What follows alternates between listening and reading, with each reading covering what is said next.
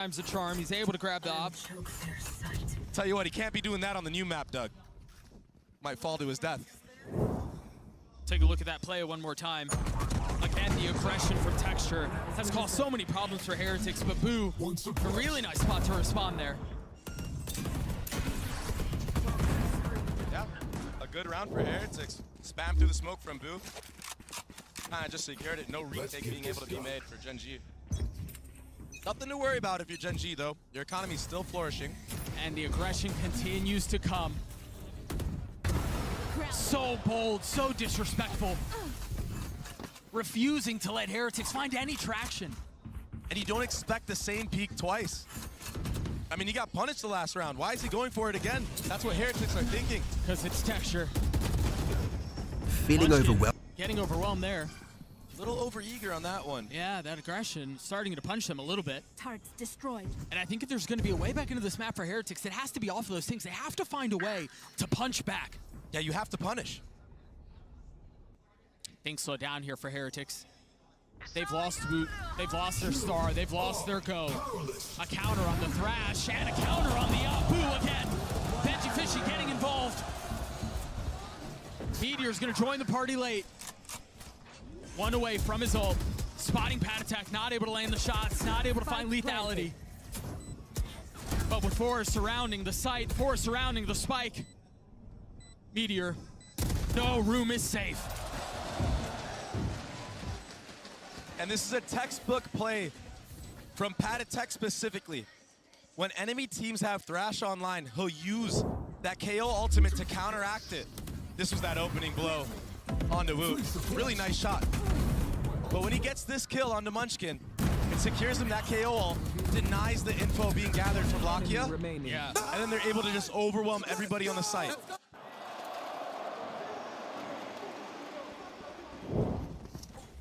Again, Heretics finding a little bit of success, and it's much earlier in the schedule compared to what we saw on Breeze. It's a little while before there was any cause for hope. But now Heretics injecting a little bit of space into the situation. Starting to bully and starting to invest utility to keep that aggression back from Texture, who's sitting on the opposite side of the map right now. The lockdown used. Heretics now have a question they have to answer, and they don't have a ton of time to answer. Do you choose to fight? Do you try to clear it, or do you take a step back? And if you go the other way, which Gen G, that's what they want you to do, you're gonna run into Texture, but the double back from Heretics, it's a smart play so far from them. KO Dagger back and online. Munchkin will get the info. Tag on to 3 members of Heretics. The time is running down a little bit low here, Doug. With 50 seconds left, I think a couple of options they can consider. Do they stay here, or do they try to flip? Yeah, there's a good chance there's an op on the other side, but the persistence might be a factor. He's invested it, and Lakia has a meal of it, but Heretics is there to respond. The lockdown will go off. Texture will show up, but he will be late. With op in hand and blades, in case he decides to invest, in case he decides to go for a play. They just don't have the same financial luxury they did before. Yeah, and Heretics in these post-plant scenarios, they play it very disciplined. That's how they've been winning a lot of the matches they've done. Part of the fundamentals, part of that macro gameplay that I was talking about. And that's why you see Texture not even going for it. Had Heretics maybe pushed up a little bit and he got a kill, maybe that could be a window of opportunity. Pop those knives, go in. But they're not giving him anything. Yeah, that 1v2 feels much easier to try to navigate. Yeah. And it's a big contrast from the start of this match so far, Doug. Heretics, they were getting punished by that aggression from Gen G. Now, they've slowed it down, they figured it out. Weathered the storm of all the utility and the swings on A site. And all of a sudden like that, we're within 1 round. I think a lot of it has been them fighting fire with fire. I mean, Lakia could have. He had such a good opportunity there to honestly secure the round. Yep. But sometimes the bullets, they just don't go the right way. I mean, the roller coaster of emotions that this arena just went through was ridiculous. A timeout called from Gen G, 1 round separating these two. The aggression that they were throwing into the face of Heretics round after round to kick off Icebox. You're right. has been a little bit weathered. They took it on the chin a couple of times, but now able to respond back, to stand strong, stalwart in their approach. And a lot of it has been, Dre, off of the utility that they're investing in kind. All of the darts and the drones to set up texture are now being responded by Rians doing a bit of his own, of Pat Attack getting some of that early info with his util.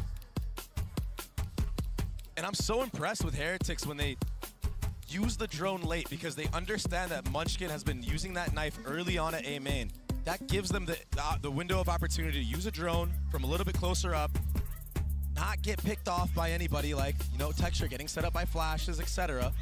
And the rest of the team now, they're just waiting a little bit back, letting that drone get all the info for them, and then they have the utility advantage, like you mentioned. There have been a lot of questionable fights from the side of Gen G. A lot of solo swings. Munchkin going for right clicks through the Viper wall. If there's players on the receiving end of that, they do have a chance and they could mow them down. I mean, but Heretics, they're playing it very well right now.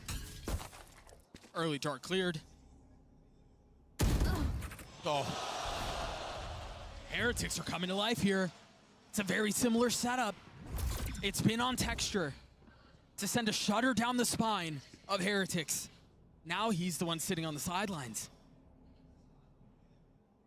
What can Lakia do? It's so quiet right now. Do Gen G continue to reaggress? And if they do, Benji Fishy's playing anti. There's two players, even Rians. Yeah. He's playing anti. And I think that he'll pop the Sovault from all the way back here to catch out anybody in that lane of fighting. Yeah, if they commit. Yeah. If they send. We've talked about how good this flash combo has been from Lakia and Munchkin. Knife giving things away. I don't even think he meant to hit the knife there. I think it was first sight, but it works out in their benefit. It tagged both players, and that forces Gen G to have to back up. And Heretics will just continue to push forward off of that. They've got Boo with his pit, but he's a little bit further back. Knife clear, dart out, Heretics forward. It's just Munchkin who's playing backside. Lakia's a little bit further off, and he is the first to fall. Pat Attack with 3, Heretics with life. Flash on the swing around, another one spotted. Pat Attack more concerned with his positioning, more concerned with the problems he's able to cause from there. Still has a knife in hand. Meaty and Karan forced to watch, forced to sit back. Because how do you get into a 2v4? And this is where the positioning was so good, but Karan's able to decapitate him. A 1-for-1 though, and now the Viper's the only one who stands. Tries to get away and can't. We're tied at 4. Pat Attack's brilliance is shining through in this half. First the entry onto texture, then the follow-up, breaking the dagger. That's the cue to just run it down on sight. Split Munchkin there. The aggression from Pat Attack, the explosiveness. He even ran all the way to spawn. Let's go, Patsy. Let's go. Even his team knows it.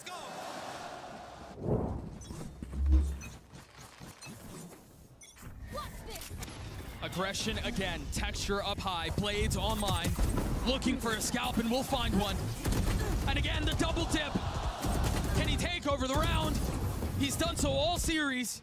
He's found 2, and look at Lakia's position. He's got behind them. Boo never saw him, Boo never had a shot. But now position given away, and Lakia gladly takes the fight. Again, the aggression. Again, the offense. Rians, a miserable spot to be in. Out of charges. A 1v4, and yeah, it's pistols. But what a round win for Gen G. In the face of the momentum that was swelling the way of the attack. I mean, Gen G force you to take fights that if you lose them, the round is just over. How many times have they pushed up and fought A? I mean, it feels like every round. Almost every single round at some point. Maybe different timings. This time with the knives. Usually it's Woot that we see going absolutely viral with him. This time, Texture taking things into his own hands, getting the 2 for the 3rd to secure the round. And now he's able to get another operator online. Gen G are ridiculous. Another kill found. Another line drawn in the sand.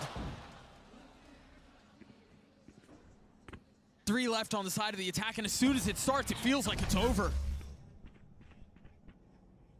This response from Gen G has been clinical. Fully committed to believing and trusting in the process. Yeah, they're gonna be able to counter some of our aggression, but we're not backing down from the plan. And that's so hard to do as a player, to keep that mental up. I mean, it's human response and human reaction to pivot, to go to plan B when plan A isn't working anymore. But when you've got a star like Texture, full trust in the team, full trust in the game plan, you can reap the benefits of that. That's what we're seeing right now for Gen G. They should be able to convert this round. I say that, but there is a Viper's Pit available for the side of Team Heretics. Boo, if he can get this one down, they might be able to maybe steal this one away and pull a fast one on left. Gen G. and maybe a 3v5 with Benji Fishy hitting mid-late, but Spike down B. I just don't know that there was really any way in. A flawless round as Gen G gets to 6. Yeah, they tried to creep on up, try to get anything working for him. If they maybe got a trade there onto Munchkin, maybe there's a window of opportunity, but I mean, look at this right here. And he holds his ground. He stands tall like Maximus.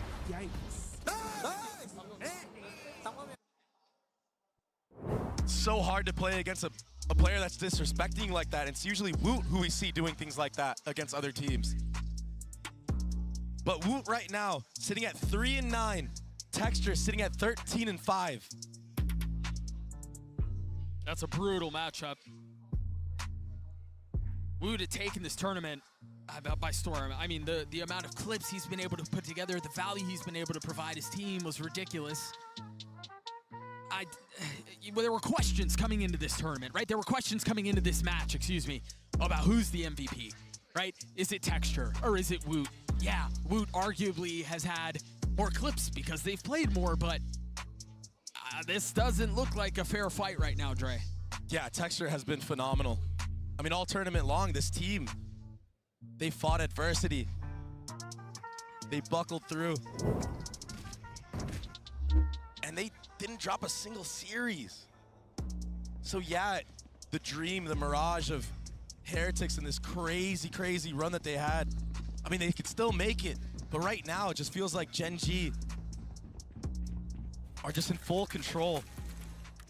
Yeah, the clock is ticking and the possibility of a fairy tale ending just continues to get smaller and smaller. Into round 11 we go, 2 rounds separating them. 3 ults on the side of Heretics. 4, excuse me, and they're big ones too. Gen G, again, with aggression, it's a little bit different. The flavor's different, but the outcome's the same. There's nowhere that Heretics can find safety. There's nowhere that they can find room to breathe. They've been squelched, they've been suffocated, they've been stymied. They're so willing to just leave Texture on an island by himself. He's been popping off all game long. It allows you to have a 4-man setup on A early on and allows Texture to just enable in the mid-round. Heretics tries to switch position on the map. And again, the op you mentioned on the other side punishes, but they found a little bit of space here. But again, as soon as they find space, Dre, you're staring up a ridiculous mountain. Yeah, you got your one. Yeah, you got some space. It's still a 2v4. It's still a 3v5. Let alone a Thrash invested on top of it. I mean, what can you do? 30 seconds left. Boo with so many angles to cover, so many targets to find, so many things to consider. Paranoid tries to do what he can to fill the void, and there's a swing through the wall. Meteor, perhaps a little overambitious, perhaps a little aggressive, but it's still a song of success for Gen G. Playing together, peeking off one another. The synergy, the communication, it's all on point right now for Gen G. You can tell by the gameplay. Catching players off guard, this little drop right here, no follow-up, no punish. But Karon, he's holding it the whole time. So yeah, Peditech tries, the swing was a little late. 1 enemy remaining. Just too much to ask for.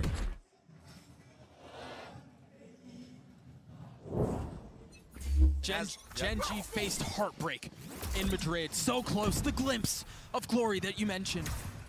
but fell a bit short. This is a team that's playing with a different level of fire, different level of ferocity. You've got the up over the top, Patatek down again. The ults have been invested. Patatek will join the fold once more. Once divided, now reunited. Gen.G try to hold the line, and if they try to flip back, if Heretics try to find safe passage to the other side of the map, Meteor's there. He hasn't been as ridiculous on this map, but he was a terror on Breeze. This time, not given a shot, not finding value. Texture's able to pick off Foot, but they understand now. The veil has been lifted. The hit is A. Full focus forward for Heretics. Gen.G, they have a couple members here to answer back. If they can get the pit down from Boo, if they can find a little bit of space, there's a shot at this. But Karen is one of his own. Welcome to Now green on both sides. planted. Such little to be seen. You should run. And now the third ult invested. Just injecting more chaos into the situation. What can tip the scales? What can find some space? Texture dropping into the pit, dropping into the next half. Lock in a 1v3 with the pit still up, will fall. Patatek gets his third as Heretics get to 5. Through all the calamity, it's Patatek of all members, the stand-in, to be at the top and get another 3K to secure that last round. Beautiful re-clear from Texture there, but Patatek getting ahead right here. The deciding factor for this Heretic squad. Yeah. He's won so many rounds for them in this half. He was good on Breeze too. I mean, he was good on Breeze, he was good on Heretics. A lot more fight out of those Niños in this second map of this best of 5, but the need to respond continues. We're gonna throw it down to the desk to break down that first half.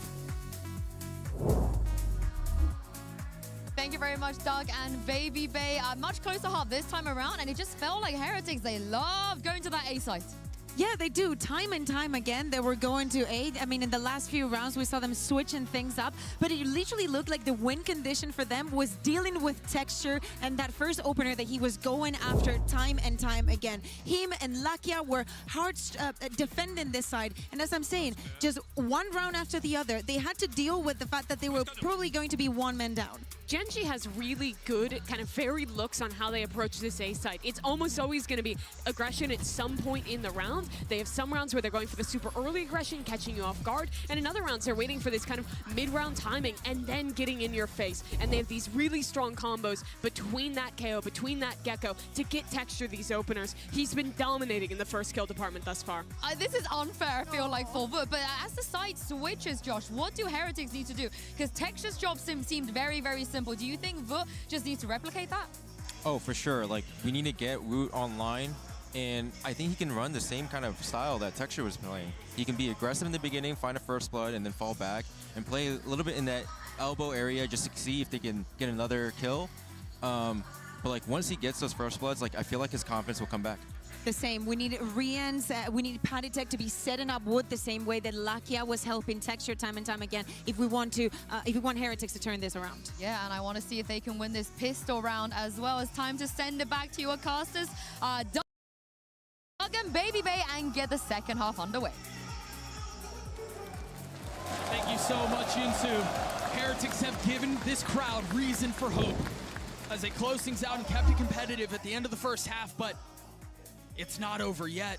Still down 2 rounds. The ever pivotal pistol has to go their way. And now it's Gen.G, who again were so bellicose in the first half. Now it's on them, and they have a lot more room to be able to dictate the pace. A little bit of info gathered, but perhaps a false sense of security. Where that other player might be. Flash over the top. Benji Fishy not on the swing. Texture falls. That's a big one, Dre. Who other? The man is still here. He's still firing. Oh, you can run, but you can't hide. Lakia will hunt you down. Meteor getting in on it as well. Again, a pistol that's so desperately needed to go the way of the defense. It's just ending in a whimper. Even the plant that doesn't get seen from heaven. Small things like this. It's all going their way. They're aware of all the possibilities right now. Last player standing. Nice trading on the site from Munchkin. And that dagger does connect on a boost, so that's full info gathered from Gen.G. I mean, he even tried stepping it, just a little short on it. Now realizing there's no way to go but forward. There's no option but to fight. A 1v3 has become a 1v2, but Karn saves the day for Gen.G. And when Gen.G sees something they like on the silent walk-ups that they do, yeah, they're still down numbers. They get close to you and they just explode and obliterate anything in their path. It's one of the hardest playstyles to play against. Because you're damned if you do, you're damned if you don't. If you peek into them, they can punish you.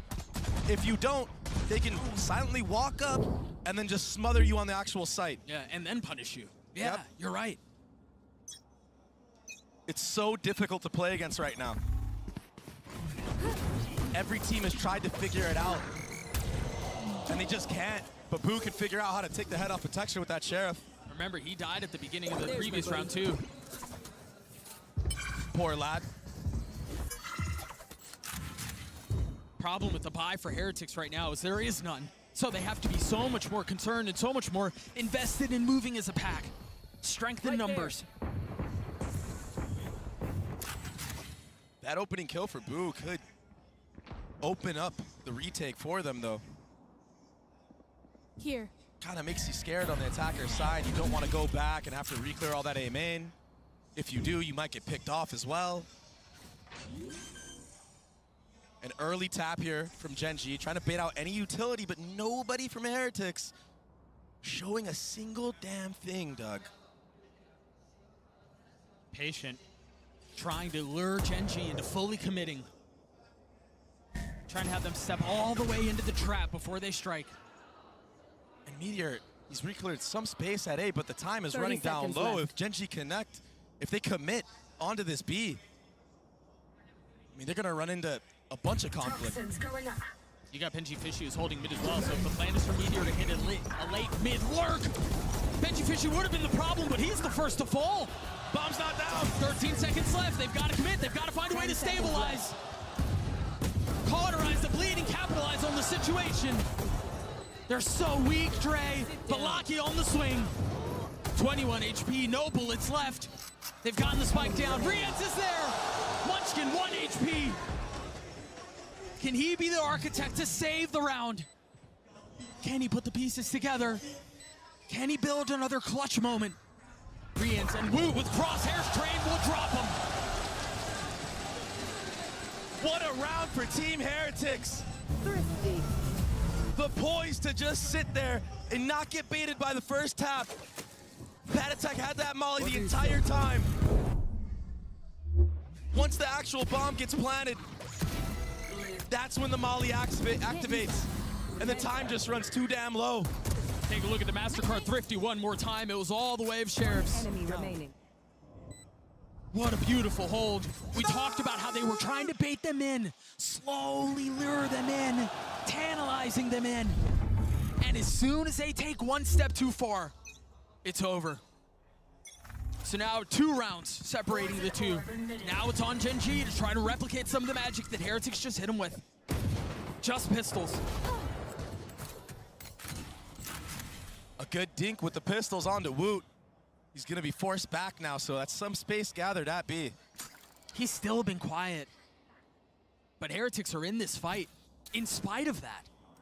Yeah. He did get 2 kills in that last round, so maybe that is enough to be that spark, that fuse of lightning. As I say that, it's Texture to diff him again. Woot looked like he had the fastest hands in the game this tournament. There's nobody who could stand to him. Nobody quicker on the draw. We're watching an entirely different player here. Heretics will try to hold them back, though. A lot on the shoulders of Patatek. Rienz around the corner. And the cutting of noise. Force Heretics to think twice about this here. They've invested the Thrash. Rienz will get tagged. Patatek up top. Can he find some space? Yes, he can. Only 1 kill found, though. How much more can he do? Not much. He will fall. They can't settle the shots. The Sheriffs again are a problem. Boo in a 1v3. Munchkin has upgraded a weapon. But the amount of utility, the amount of health that they have in aggregate is so low. And that's a big delay from Boo. With 13 seconds left, he's got to commit to it. He's got a firing squad around him.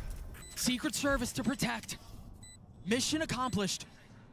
But now you hit phase 2. Now you need to drop Boo. As he creeps forward, quietly slithering his way into the site, with no one to detect, no one to delay. How much more space can he find? Utility cycled up, forced to sit back on the other side of the wall, and now he's spotted. Now they know where he is. He's able to spot one. The other two are weak. 40 HP amongst both. Toxin screen down. As Boo has to make a play, and it's a back-to-back MasterCard Thrifty. This one the way of Genji. Genji, constant fire in the face of failure. They bring that one back. Placing swarm grenade. Texture with the opener. A beautiful peek. And the trading on site. Patatek, he was looking so good in Nest. No utility hitting him the entire round. Not like this, man. That's exactly how it happened, brother. And so again, now 3 rounds separating these two. 2 rifles in the hand of Heretics. But Woot with no armor. Boo's already dead. The hopes of the round rest on porcelain prospects for Heretics. The dash through, the flash over the top, the swing from Texture is too damn clinical. And now they can turn their attention on getting the spike down. Now they can turn their attention on assuming their post-plant positions. Just when it seems like Heretics have a spark, just when it seems like they found some footing, the rug is pulled out of under him.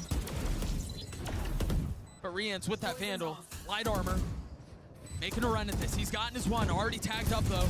On the swing, Patatek getting in on it. We're gonna have it again, aren't we? A 2v2. Karen spotted. Rian's has to go though. Trying to turn the flash. A great shot from Rian's again.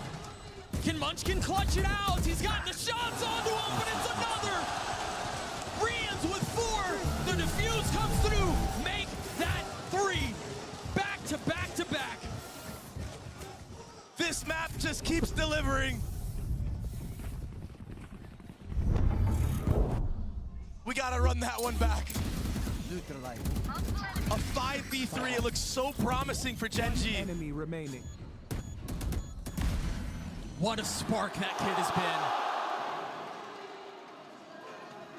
Rian's has been, yeah. I mean, Rian's has been quiet sometimes throughout this tournament, but what a cornerstone. Ooh, getting tagged by some of the utility, not able to take the aggressive line that we saw Texture strike from.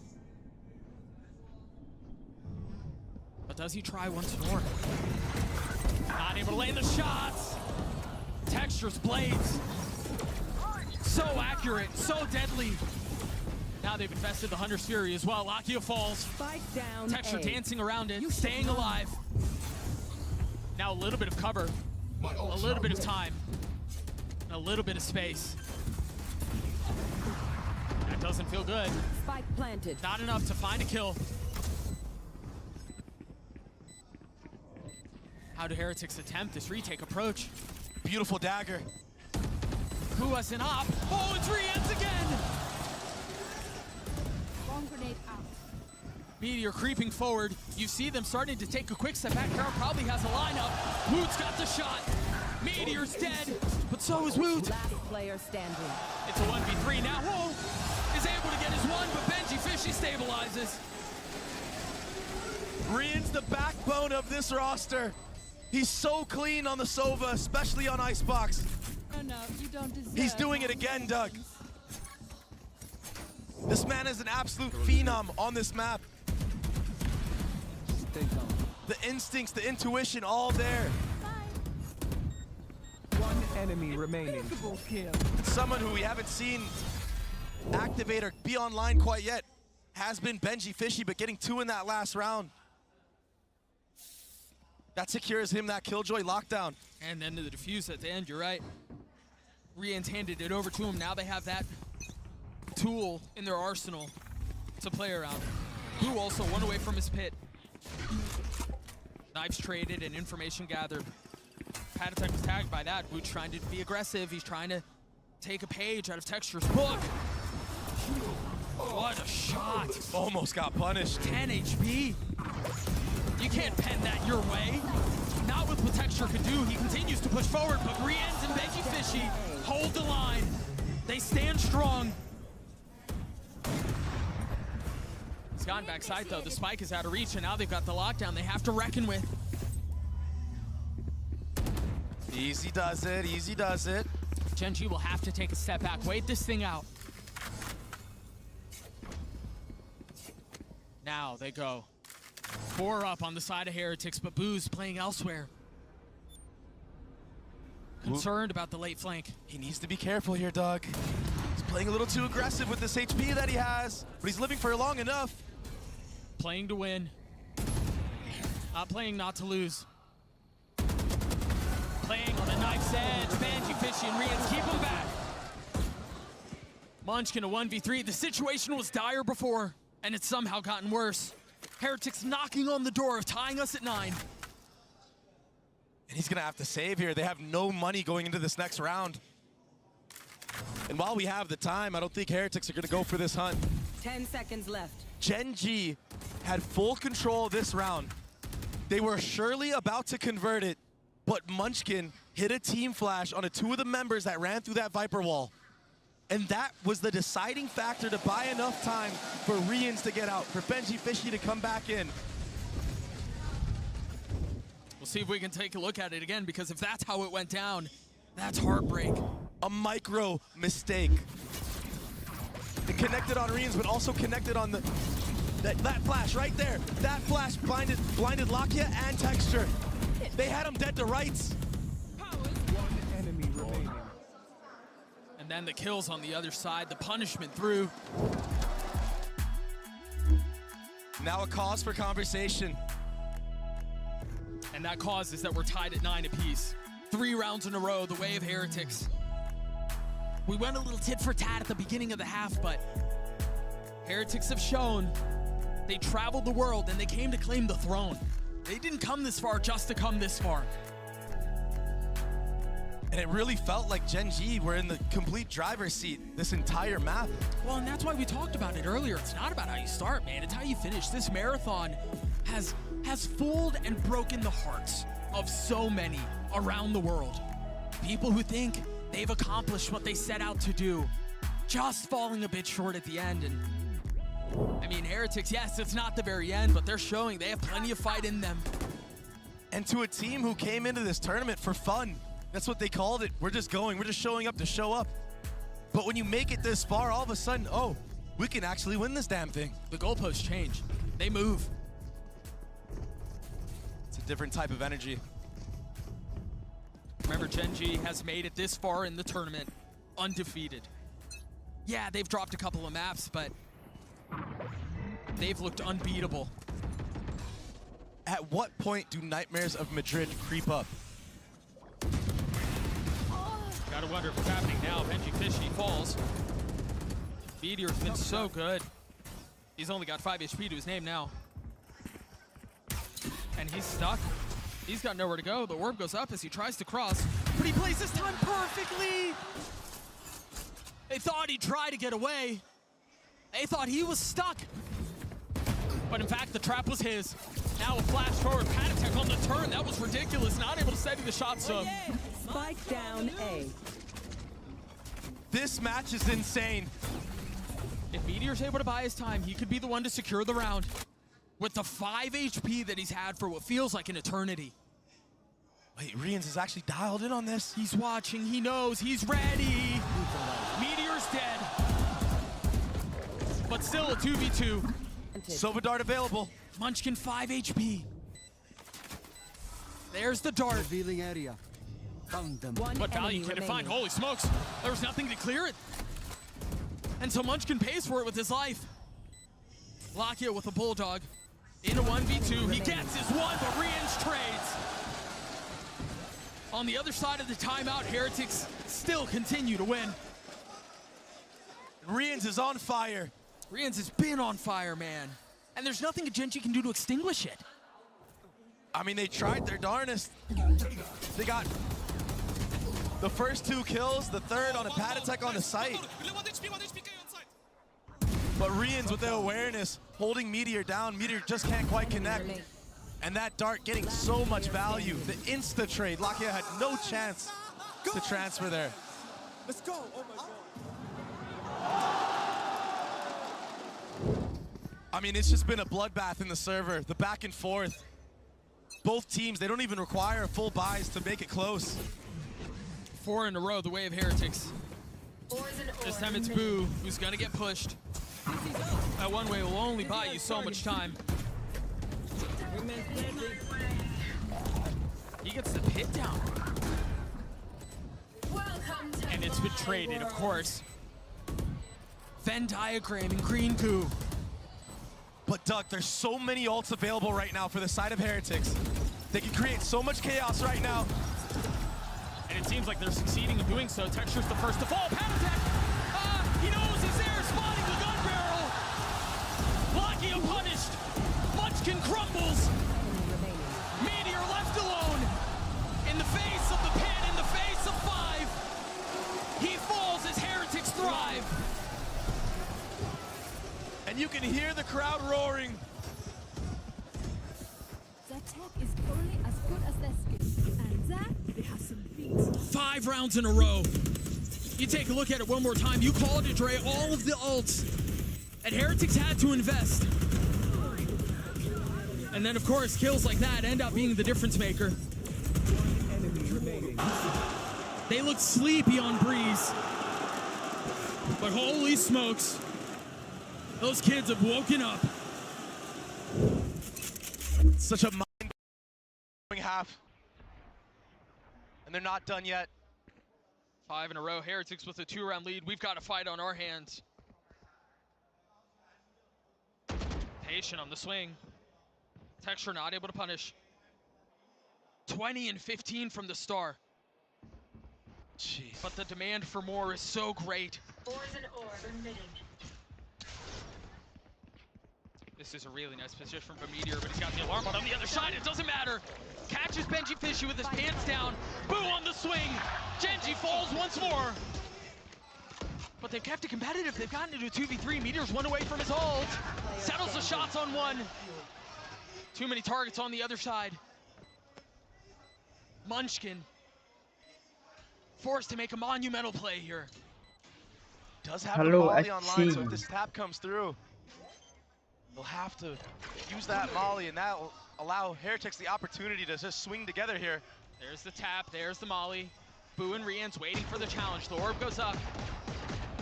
It's all a guessing game now. There's not a lot of time here. He's got to hold this. Oh, is there enough time? It's gonna be close. Oh, it's so close! On the edge of their seats, Heretics take us to map point. I cannot believe how close these last rounds have been. I mean, yes, Heretics have taken away the last 6, but it's been down to the wire every single time.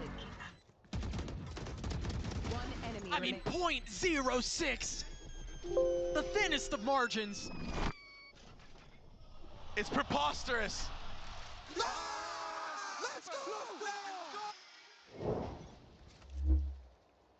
An op in the hands of Woot.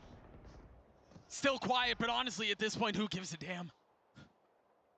What a half from Heretics.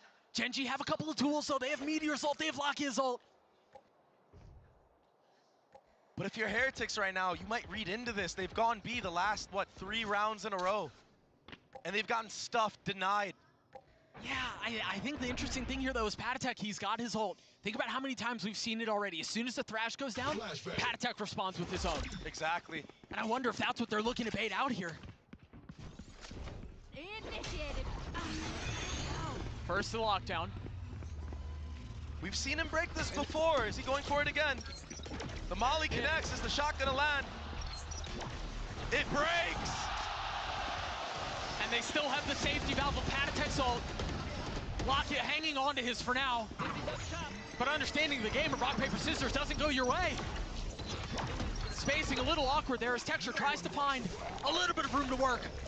A little bit of space to get active. But he will fall.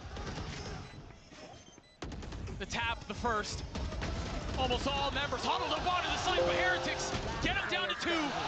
Can Munchkin deliver a miracle. He's been spotted. He's been dashed. Team Heretics are not done yet. They punch back. They counter on Icebox. There's fight in these kids. And there's plenty more to come. Map 3 on the other side of this break. Do not go anywhere.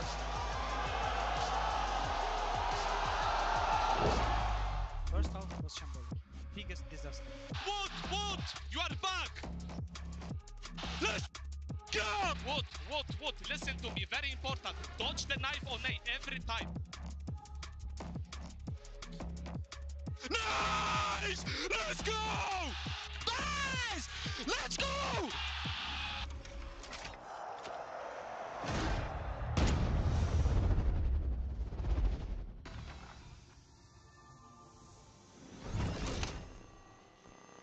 Every time I needed a new phone, I had to switch carriers. I told him, at Verizon, everyone can get the best deals. Like that iPhone 15 on them. Switching all the time, it wasn't easy. 35. You're gonna be here forever. And Here's your wireless contract.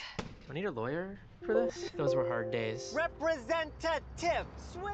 Now that I got a huge storage and battery upgrade, I'm officially done switching. New and existing customers get iPhone 15 on us when they trade in any iPhone, any condition, guaranteed. I really wish you told me sooner. I did. The bad boy look is overdue. The cops are chasing down everyone. Nobody is safe. That's ever do. That's helicopter. I do it proper. I go wherever that offer. That's down south. That's New York. That's LA slow. What they talk about now? Read the news. It's all about how they need the views. I look around, try to read the room, just thinking, what more can I do? Protest, don't let up. Stand in formation. Show what is going to come. If they try to show it.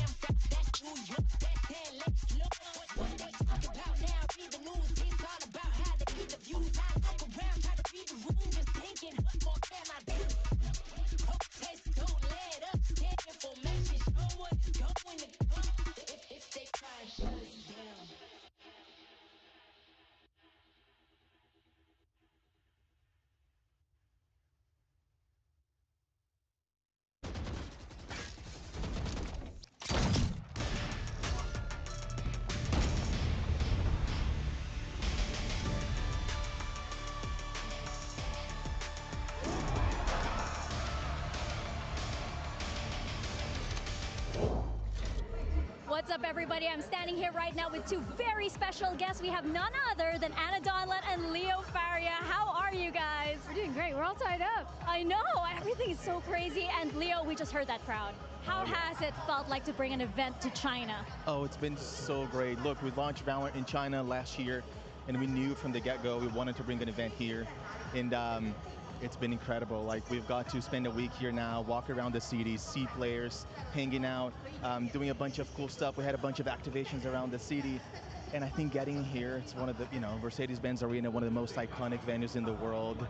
And just seeing the crowd has been phenomenal. I'll be honest, we got a little nervous when all the Chinese teams got knocked out. We're like, are fans gonna show up? And they did. We sold out in 20 seconds, and they've really, been supporting the event. And we're very happy to be here. Oh yes, we can definitely hear that as we walked on this stage, right? And we also had some big news recently. We had Valorant console that was announced. How has that been received from your point of view? I mean, really, really well so far as we can tell. I mean, it hasn't been that long since we did the announcement, but so far the reception seems really, really good. Teams have been working on this for a long time, and for us it was like, we're only doing console if we can bring the true Valorant experience to those platforms, and so that took a lot of work. And so I think the team at home is like celebrating in this moment because we're finally ready to share it with players, and we'll see what they think. We're so excited about it though, so excited. I cannot wait as well. And finally, what do the Valorant audience have to look forward to for the rest of the year? We'll start with you, Leo. We still have a lot of season to go. We're gonna go back from Master Shanghai straight into International League, straight into Stage 2. We're going to crown the champions of the season, and then of course teams are going to qualify to champions. It's always the culmination of the Valorant year. That's where we pull all the stops and throw a big spectacle. We cannot wait to go back to Seoul, and I think this is shaping up to be our best champions ever, so we're very excited. Anna, what about you? I think it's going to be the best champions ever too. I mean, every time we do one of these big events, it takes so much for all the teams involved and players involved. It always feels like the end of the year. Honestly, it's halfway. We're halfway through the year. So there's a lot more to come. Teams focused on getting console out, focused on an amazing champs. And honestly, we still have game changers and some more stuff coming out in the game. So more to come for sure. It's never ending. It's never ending. We have such a dynamic game here. I cannot wait. Thank you so much for taking the time to sit in for this little interview. We have so much more coming up. And of course, the grand finals of Master Shanghai will continue.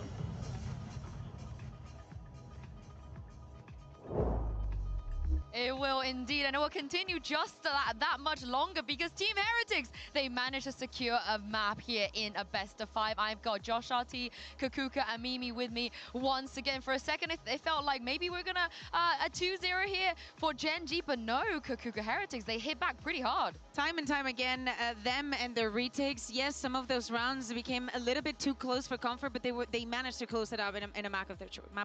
Well, let's take a look at the HyperX Reflex moment of the day. This one goes to Rians on a map that Mimi Vu wasn't really showing up. Rians, though, was on it. Yeah, this map was absolutely about Rians and Patatek, and in particular how they were playing in the retakes. I think the two of them, we've talked about it before, are super well coordinated on their util usage, but also when it came down to these late rounds, these guys what a were nice shooting. retake here by that has a lot of stars that can Heretic. step up, and I think they really proved here that it's not just the Woot show to go on this run. But as we head into the next one, though, how dangerous would it be for Heretics, Josh, if Woot isn't able to show up the way that we've seen him so far in this tournament? Because Ascent is up next. I think Heretics just proved that they don't need Wu to just pop off Ooh, and they the can win next with is the Ascent. fundamentals. I saw that in that last game, in the low number situations, they were able to trade out and convert those retake scenarios or all those scenarios that they didn't win in the first game. So hopefully that continues and they can just keep up with that momentum. Yeah, exactly. And now that they're starting on the defense, maybe just with the fact that they were able to close this one out, the fact that they're starting on the defense, it might even means that it goes the distance. I'm honestly way more concerned about that second half and what is going to happen when it has to be them on the attack against one of the strongest, even not the strongest Ascent defense that we have. I mean, you know what happens. You know. Yeah. Yeah, I know. Don't have to bring that up this soon. But yeah, I mean, a happy moment for him. Yeah, they did great. They came back. Oh yeah. I was thinking about Gen G's I was defense. thinking of Gen G too. Oh, okay, and Gen G's defense, I mean, Josh, you've played against it, is really good on this map. We talked about some of the kind of varying of the forward plays on Icebox and their retakes. They excel at that here as well. I think good protocols on that side. Yeah, for sure. And I want to like point out that Munchkin lost a lot of 1v2s at the B side in Icebox, and I want to see how he's able to mentally recover into this next game. This is the thing, though. You said that they don't necessarily need Wood to be the one to pop off for them to win. I think the story is the same for Genji, Kakuka. You know, we've seen maps where Texture wasn't necessarily present, and the rest of that team managed to carry him through. And hear me out. Even though this is Ascend and we're going to be looking at the Jets, I am looking at Karon. He is the clutch king on this map. Same goes for Meteor. Both on each extremities on the map, when we go into that defense, are going to be super, super important. But this is Texture's map for Genji, and at this point in the series, this is where I'm starting to look at that mental for Genji. They've talked about it as an issue in Pacific. It was the issue in Madrid. They were favored to win that final. They were up early on, and then they lost the map, and the map 5 of Icebox slipped away from them. It's a different team than they were then, but still keeping this mental strong, bouncing back, recovering on a map that should be very heavily favored towards this Genji squad is going to be really important. They're men now. They're men. Sure, but if they lose this map, I'm very worried about Genji for the rest of this finals. But on the other side of this, this was Heretics permaban forever, and they let it through against G2, and then they immediately went back to banning it again. So I feel like a mental side perhaps on the side of them as well, as we take a look at the Asian select, and they're going to bring in a Killjoy, yeah. I mean, we're not surprised. This is just the standard composition. Yeah, probably Benji felt more comfortable to be on the Cypher, but Killjoy brings you a lot more to do, especially slowing down and affecting Genji's attack. I'm honestly concerned about how Genji is going to deal with those post plants and those retakes that Heretics has been so good in so far. Yeah, this seems to be a pattern. Benji switching over from the Cypher to the KJ. What do you make of this? I think Cypher gave some unique abilities to help him play out the defense that gave us problems. I believe the Killjoy swap is for their attack and making sure those like mollies are in the right spots to block out the WK rotation baru spots. saja memberikan 10.000. I expect a better Bang attack from sapa them aku there. Bang They're warga starting on Poris. defense as well, though. Benji and Boo are great anchors Halo on this WK, map. If they can get a warga strong Poris. start Thank you in for this the third donate. map, it postures Team Dukung Heretics for a siapa lu? great chance to win this final. Well, it's 1-1 on the board, and the momentum is on the side of Team Heretics. Doug and Baby Bay, let's get us back into game. Yinsu, it would be my absolute pleasure. Map 2 was a nungguin gift in Ascent. ini Often lanjut delivers aja leret bangers, so kali there's very loh. good reason to think we're going to get a Jangan little bit ya, more of game the same. 3, We game talked a lot, 3. or the Des did, about the swap from the Cypher to the KJ. I'd love to get your thoughts on that as well. Yeah, I think it's definitely for the attacking side. Heretics struggled to get any type of B main control with just the cages and the camera. It didn't really do much of anything, honestly, and that's why you saw G2 just absolutely punish them on their defensive side. So that is the change, but the question is, will their defensive side now lack? Iya, kayak sudah siap Because that angkat Cypher piala. gets so much Angkat value, piala di rumah sendiri controlling tuh. a bunch of different areas of the map, playing at 2 spots at once. They're going to get tested. Genji had a field day with aggression at the beginning of Icebox, and they caused so many problems, but we'll see if it's a bit of the same. Lakia's drone clearing out mid, finding a little bit of space and getting any info that it can. But all this Killjoy utility, Dre, it's posted up. Hey. Perfect for Benji Fishy, the turret as well. We've seen Boostio do this quite a bit.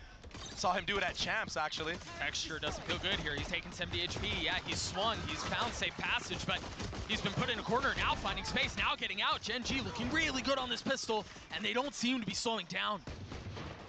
That's scrappy on the actual site. A bunch of players running through smokes. Woot will convert that kill on a Texture. Got a little messy there. Woot deciding that he wants to take a different approach. Ini tim Heretics defense ya. Meanwhile, I'm not really sure how that happened. Pen that through the wall. He's got to hit the shot, dashing to his left, trying to fire to his right, and a little bit more spam. What seems secure, Wah, what Genji seems kuat safe sih di map picknya. is now up for grabs, is now unsettled. Woot with 22 HP. He's gonna have to clutch this out, but again, they've got him surrounded, they've got him. Drop, Genji, get the pistol.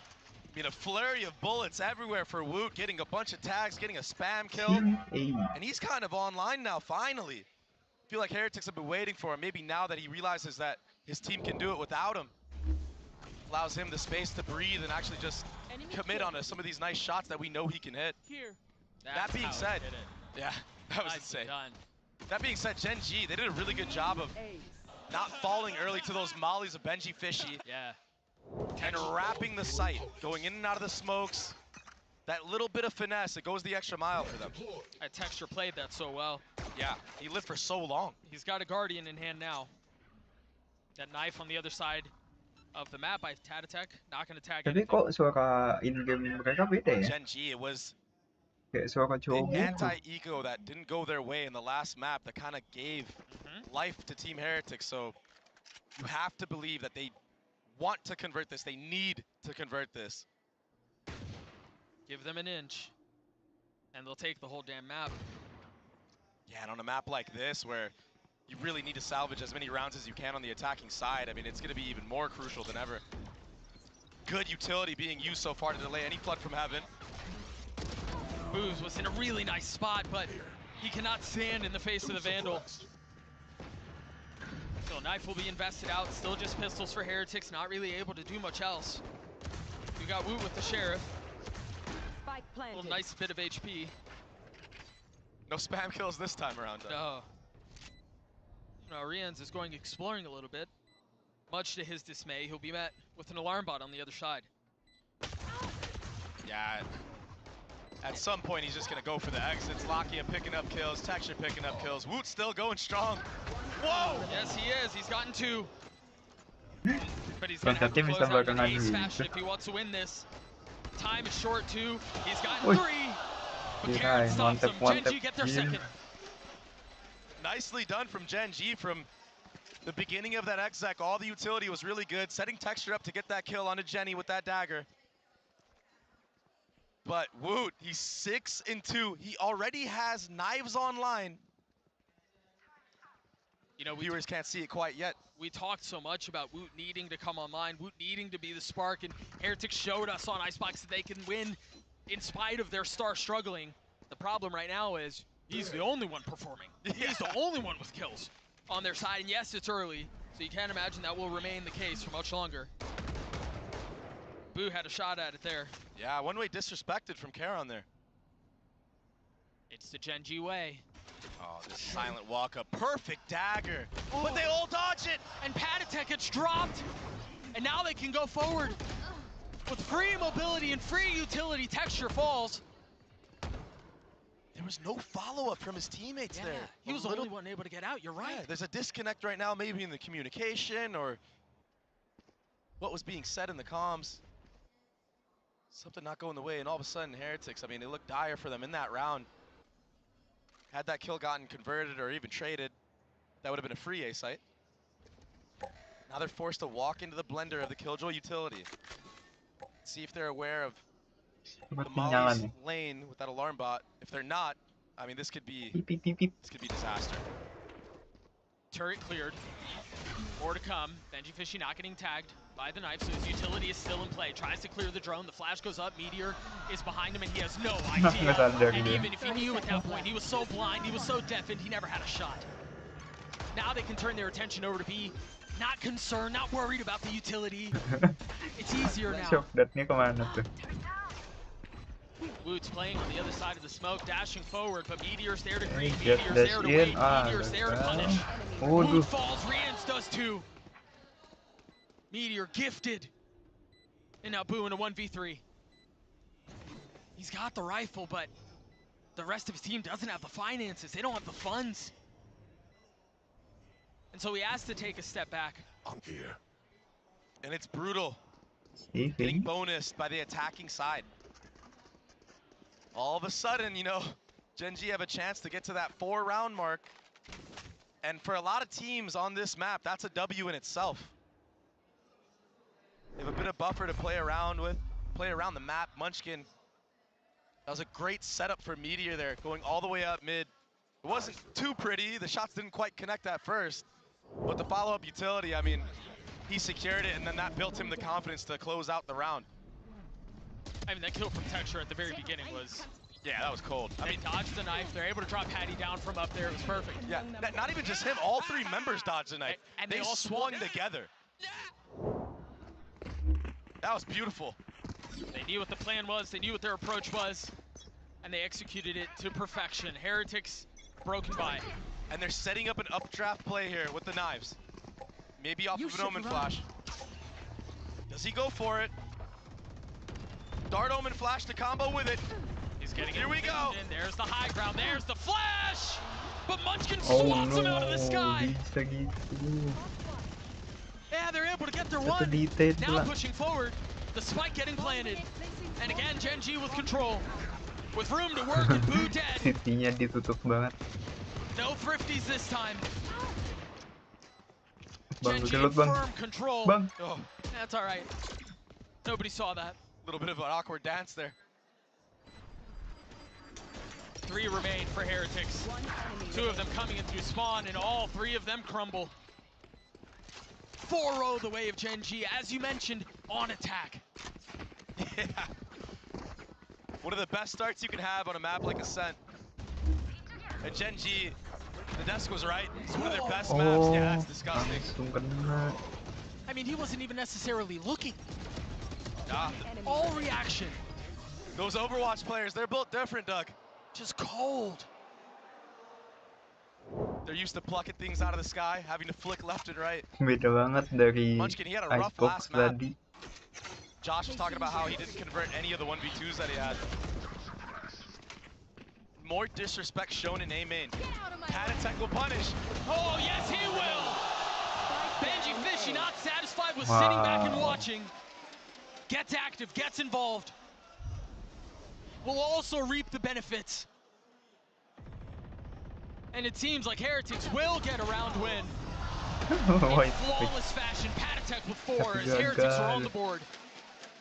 Yeah, an absolute crisis was just avoided with winning that round and winning it cleanly. Now they have an opportunity to build up the economy. Patatek, man, I mean, I feel like he was one of the deciding factors in the win on the last map. I would agree. He started off so strong on that attacking side. He was the spark that his team needed, the spark that Rians needed to be able to be set ablaze. And although Rians is sitting at 0 kills right now, he does get that Odin online. We've seen how overpowered it can be on a map like this, especially towards that B site, spamming through all the walls. Even if you don't get a kill, you get all that chip damage in. Aline A. Patatek holding the line. He's got his ult, but Munchkin does too. Traded in kind. Munchkin pushing forward, getting the best of Patatek. Is he expecting Boo on the other side? Yes, he is. Oh! He gets 2! Not able to convert on the 3rd for Benji Fishy. Wah. The 1-2 punch is too good. Kaget sih. What spray control from Benji Fishy. I was blessing him last time with my words, and now he's done it again. The transfer, the entry here from Munchkin, it was so good, it looked so promising. But it just got stripped away by the multi-kills from the 1-2 punch you mentioned. And you can tell Munchkin, as soon as he goes through that door, check switch. But it was a sloppy check. Yeah. It was undisciplined. He second-guessed himself. And that's all it takes. I mean, these tiny margins for error. Unreal. Yeah, on Icebox, it was that pop flash that he did that connected on 2 of his players. Gave all the momentum on the side of Heretics. This time around, that little half check. Gotta feel like he's kicking himself in the leg for that one. There's no time to think about that, though. Gen G made a little bit of noise while they let Meteor sit and wait. But now eyes towards B. And the problem here is Texture has no dash, so he's gonna be met by a flurry of bullets. I say that, but that tag might just be enough to gain the space. Oh, Rians handles that beautifully and then drops the dart, ready for the spam. Texture can't get out, he can't get in. What a play from Rians. The spark on Icebox. Now a full flame on Ascent.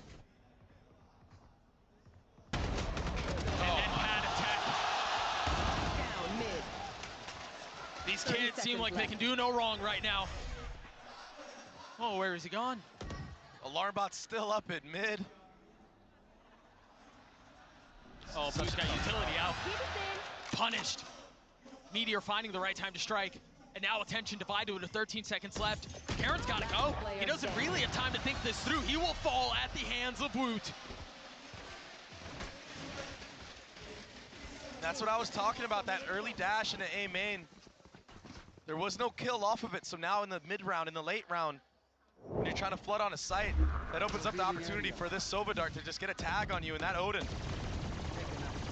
That was the demise of Heretics, so now they're taking a page from G2's book.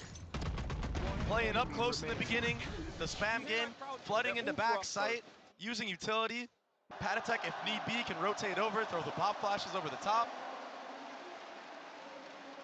I'm so impressed by what Riens did there. If he gets tagged by that ult, probably dies. As you mentioned, doesn't have the dart, doesn't get the kill on the Odin spam. Yeah, great mechanics. Under pressure, under duress. One round between these two and a moment to settle and a moment to slow.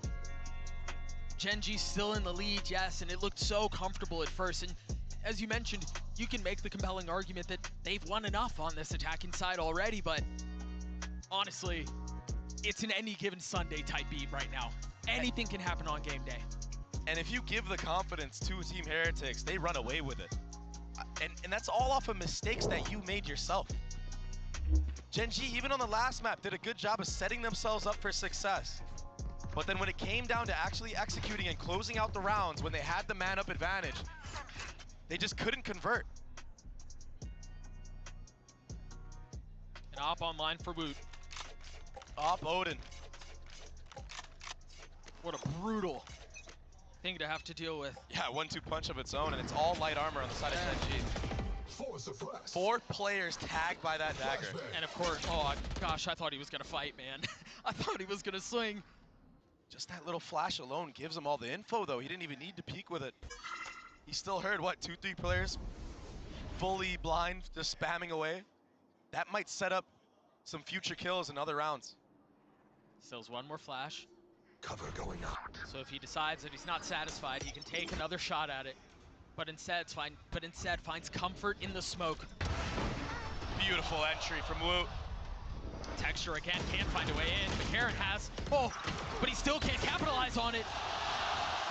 Woot is alive. Woot has awoken. He peeks through the molly, Doug. Unreal. Just so confident, so bold. That's savage. A 5v2 now, and it feels like the tables have turned. Player standing. How often, Trey, did we see throughout this series moments where the round had just started and then all of a sudden Gen.G's up 5-3, 2-4, things like that? I mean, the script has been flipped. If you give Heretics an inch, they're gonna take a mile, maybe more.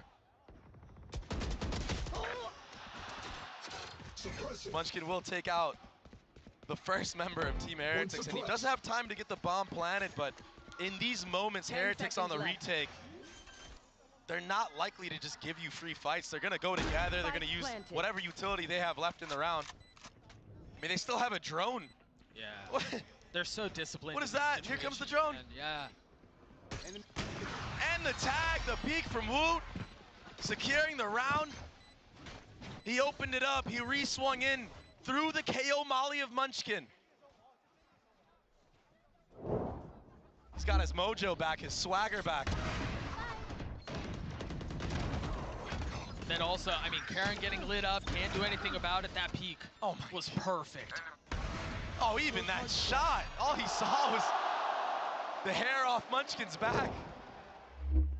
He didn't even need the light up off the drone. This is ridiculous. So we're tied at 4. And they've all come in bunches. The timeline tells the tale. 10-4 for the Star with op in hand. 3 members. Texture being one of them, considering the peak right here. Oh my He's just on the other side of the box. Does he jump peak? Here. He's scared to.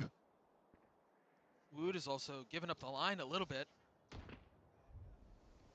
A dart used in a main for Lakia, so Careful. unless Gen.G invests the drone into this round to clear out mid, it should be a free first blood for Woot. That dagger lands, but you might think he's in B main or something. There is the connection.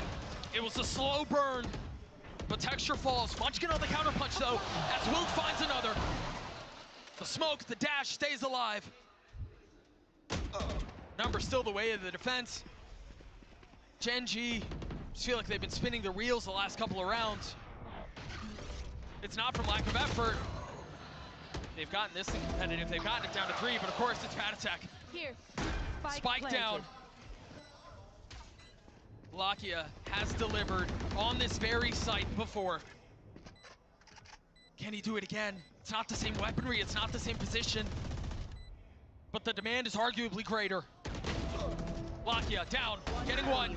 Karen finding another. Can they win this 2v3 back? Rian's one away from his ult, but has 2 targets to find. Time is short, the drop is there.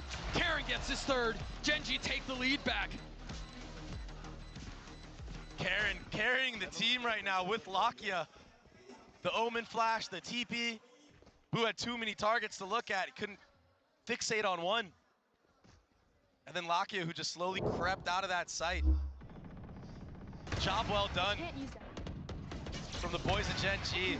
And Woot, I mean, he's looked like a completely different player on this map. Karen, oh man, he did such a good job in this round. Biding his time, not giving Woot anything, and then striking at the precise moment that he needed to. Converting a 2v3. Into the next we go. Gen.G with 1 round lead. We've got a couple of ults coming online very soon for the attack. There are plenty on the other side too. Do you think they're ready for this move from Patatek and Wine? We've seen Gen.G try to disrespect that one way quite a bit. We've also seen Gen.G be really sloppy sometimes. Oh. Here. No second charge, no second swing. Nicely done to conceal the op. Right here. You assume, but now that you're the Vandal on the other side, they're gonna rotate back into it. Woot's got a line. Woot's got a shot, but it doesn't land. Fox a dash, do they dare swing into him? Surely not. So confident, Lakia is gonna drone him off as he should. But now there's a turret still there that you have to break, and he's still holding his ground, doesn't connect. Tries to strike onto the third, the fourth, and it's the shorty that delivers. Rians gets his. There's a casualty involved, but it doesn't matter, because the round seems secured. 30 seconds left. Lakia 1v3. Or else Heretics are knotting us up at 5 apiece. He's close to the spike, but time is of the essence. I have the spike. He has no choice but to go forward. The problem is, forward is not safe. Forward is not secure. We're tied at 5. Woot absolutely overwhelming the opposition. I mean, he held his ground so much at first, all the way pushed up B main. Gets tagged by the KJ turret of Meteor and the swing of Meteor. Then goes all the way back up forward, falls all the way back to here, and does this. Get out of my way. Plenty of reasons to smile. Rian just had to take him out. He's like, yo, chill out, brother. That timer's not moving, Dre. Uh-oh. Trying to take a glance on the stage. Can't quite make out what the problem actually is. But while we have the time, I would like to talk about, obviously, Heretics coming back into this half, making it an even game. They were down, what, 4-0? Yeah, something like, 4-0. It didn't look good. Yeah, it was the back-to-back mistakes that Gen.G made to allow it to go to 4-2 and give Heretics a way back into this game. If they can close out this half at about 7-5, it's something to look forward to on their attacking side for sure. But Gen.G, I mean, they're really good at a map like this. I'm sure they'll take 5 rounds any day of the week going to the defensive side of this map. I think most teams on the attack side of Ascent would. Yeah. And yeah, now the roles have reversed. Woot is on the top of the scoreboard, sitting at 13 and 6. Texture is at 4 and 9. But this is nothing surprising to me, because Jet on attack, I mean, you either drop 30 or you're sitting at like under 10. Yeah. And that's like a good game. It's just so hard to entry. There's so many layers of utility that you have to deal with. Right, and your job is to create space. Honestly. Yeah, that's literally it. And if you get the kills on top of it, that's W. That's icing. Yeah, exactly. So nothing to be too worried about. But you can definitely tell that Gen.G are feeling a lot of the pressure, and those nightmares that I spoke about that happened to them in Madrid, they're slowly seeping in to this stage.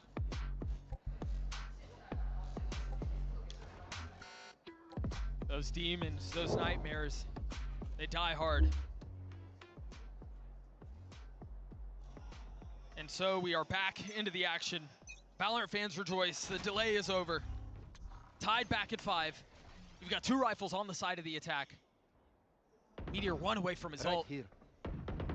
And they've put Patatek back in line now. Yeah, Genji never cleared him out in the last round. That allowed the quick rotation and the Sova ult setup from Rians in the previous. Do they clear him? That crosshair certainly is trained that way. They're not clearing him, Doug. Ah, they're looking. They're looking, but they're not clearing him, Doug. Oh. They're not clearing him, Doug. Oh no. Oh no. He gets his 2. Almost gets his 3rd. Meanwhile, the Alper at the top not able to connect the first time, but Woot does not miss twice. Again, as soon as the round starts, Genji are on a back foot. These are mistakes Genji don't usually make. But we saw it a couple of rounds ago. Remember the hit, the check switch? It's the same idea. These little boxes that are not going checked. And they're paying out dividends to Team Heretics. 30 seconds left. The feet of Texture will be seen. Doesn't get tagged up. This would take an absolute miracle, but he might get the opening right here. Can't even get one as Benji Fishy cleans him up. 6-5, the way of Heretics. And the last round of the half. We'll take a look at that one more time. This position from Patatek was so good. This was a trap that was set in the previous round, and you mentioned it. They didn't clear him in the previous round. They didn't check him last time. And even then, Texture was looking, but there wasn't the full commitment to clean the spot. Usually you'll see a molly being thrown there before you use that drone or something, Right. maybe even a body as you're entering the site with that jet smoke. Nothing. Oh, there. That hurts. No kill, but yeah, a lot of damage done on a Meteor. He's an important player to stay alive here too. He's got his lockdown online. Last round of the half. It's a full B main trap. Omen flash off of the Killjoy turret and Odin spam. Honestly, it's very simple. Here we go. Saw Patatek do in the previous round. There's the ult. Boo's on the swing. Benji Fishy holds the line. Forget the paranoia. It's a barrage of bullets, but Genji able to punch back. But they're off kilter now. Wavering, wobbling. Flash. That flash missing its mark. When you're 12 and 6, that's all right. You'll let that one go. Locky investing. Oh, he's getting tagged on Rians. Again, can he stay alive? The fancy footwork is so good. I don't know how he does it. I do not know how he does it. It's not an easy thing to do. And Laka, he's so good with that ult as well. Patatek with that aggressive space. 30 seconds left. Just burning the clock down. Genji have to clear out everything. 53 HP, 20 seconds left in the round. I mean, Munchkin has to speed up here, throw the molly to delay so we can get the bomb down. If he doesn't, well, there's no oh question of that now. They've gone behind it. Oh! How? Munchkin gets 3. Genji ties up at 6. That was a 2v4. That's crazy. Well deserved. We got to see that again. They looked so done. Look at Benji Fishy on the swing. This is what looked like the round was done for. But Munchkin and Locky, the trades in main, they played together so well. And then this. Munchkin, what a hold. 3 on the round to tie us at 6. We talked about how 5 could have been enough. We talked about how maybe even 4 would be enough to carry you into the next. This is anyone's map now, and you imagine Heretics on defense will look good. We've got Devi standing by with an interview. Take it away, Hey guys, Anika. we have another special guest with us. We have Devi from PRX. Devi, what does it feel like? This whole crowd is cheering for you right now. What do you think of this crowd? 现在感觉我们现场的观众都非常的热情，为你们欢呼，感受怎么样呢？你对他有什么感想呢？ Amazing. One word, if I had to describe, amazing. The people are so nice. The venue is huge. Probably one of my biggest regrets is not to be able to compete here, you know? So yeah, 哦，会感觉说这里真的是太奇妙、太棒了，大家都非常的热情，非常的棒，场馆也非常的大，真的很希望有一天我也能够在这么大的场馆进行比赛。Now the score is really, really close. Both teams have one map each. What do you make of the game so far? 现在比分非常的接近，大比分接近，大比分是1-1。那你觉得现在目前为止比赛进行的如何呢？ Honestly, I think it can go both way. I think both teams play very good so far. And if I had to choose one team, it has to be Genji.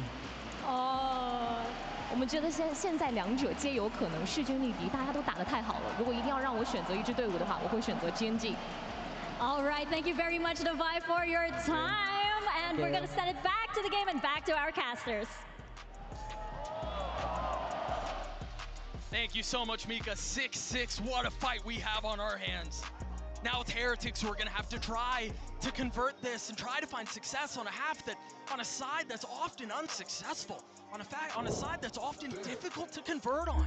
A side where they completely lost the plot against G2. That comeback.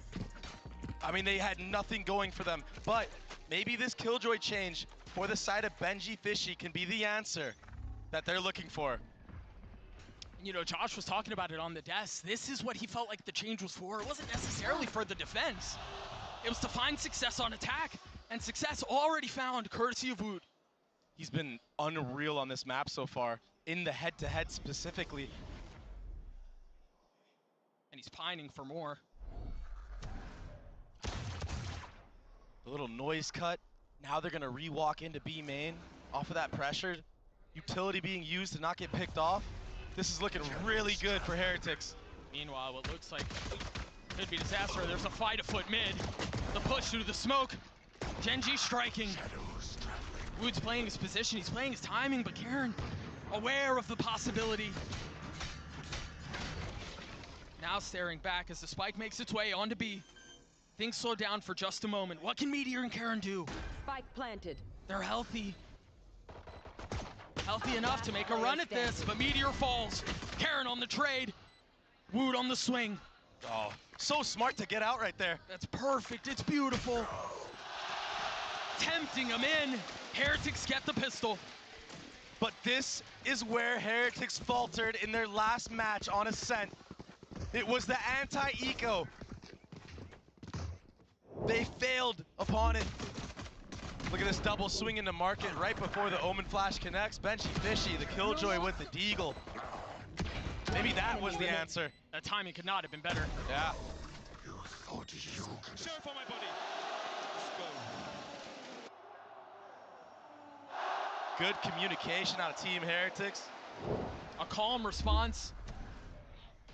Not allowing the moment to get too big. Oh, Doug. Both these players in A main dodged the KO dagger. Oh, the flash setup is so nice, but it's traded. And so the trap that was set up results in nothing. Enemy down. Oh. Making a statement. You've got to get through this cleanly. The hopes of a bonus rest on this round. If they can get through this and save the Bulldog, save the Guardian, maybe even the Spectre, I'd still go so far as to say you invest around it. Exactly, and this approach right now is what you want. From the side of Heretics, the probe on the opposite side of the map. You have all info, nobody is B. And I guess it doesn't matter, you might as well go anywhere. Woot! Spamming through the smoke. Cleaning it up with the Bulldog. On the other side of the map, Benji Fishy just grabbed another orb. I mean, if they could cycle the bomb plant onto them, unless Charon goes down right here. And he will. A flawless round for Heretics as they get to 8. But you're right, they min-max their way through that entire round, and oftentimes all we ask for is a clean round, right? Yeah. Save your weapons, try to take as little damage as possible. Heretics realizing that the moment does not get any bigger than this. The opportunity doesn't get any greater. Don't do anything. Yeah. Like, that was the B player. I think I might be able to walk out B. Great job. Yep. The probe, the human probe. You don't need utility. It's a walking drone. All he had was a sheriff, why not? If you run into the stack, that's the cue to just go A and do the hit. That being said, this is the first gun round for Genji's defensive side. Much like Patatek, Munchkin holding that A main space.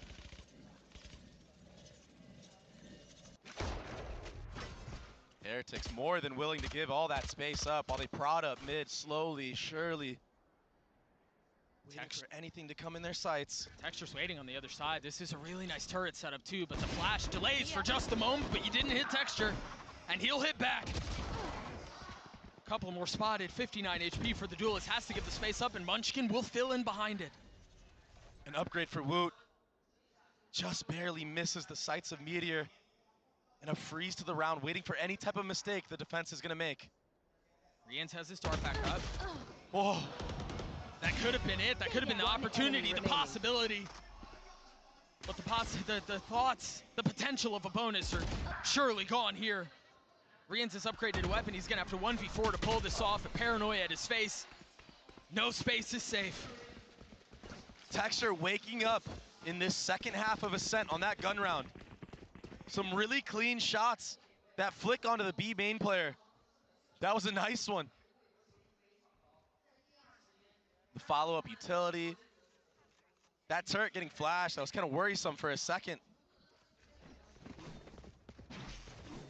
But it was all good. Gen.G win the first gun round, and they win it pretty clean. And there was plenty of possibility for it to go the wrong way. But they hang on. An exchange of utility at the beginning of the round. You see the knife already invested, a dart to boot. And now Heretics want to explore mid. And Alarm Bot will keep them at bay, at least for a little bit. And if nothing else, it's just info. This looks so similar to the last round that we witnessed. Alarm Bot spotted. Now Heretics have options. Rocket might get caught in this timing. Heretics don't take full advantage of it quite yet. That's another freeze. The knife's not going to tag anything, Cat. Meteor's aware of where the hit's coming from. He understands he's getting surrounded. It's getting real cozy. It's getting real claustrophobic in there. But Meteor on the swing gets another. With a molly in his lap, strikes back. Things slow down. It's a 2v2 now. Boo gets a spike down. Spike planted. And Munchkin is on the prowl. Rians keep him back. No, what a shot! That was beautiful. Boo in a 1v2. Cover going with out. So much to do. One way will provide some cover, it'll buy some time.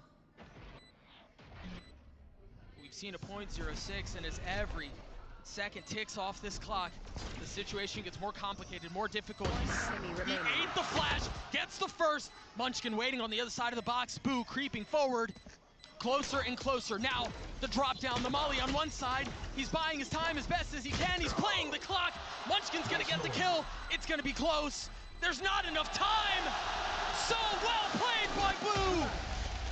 The Red Bull clutches. Heretics get 9.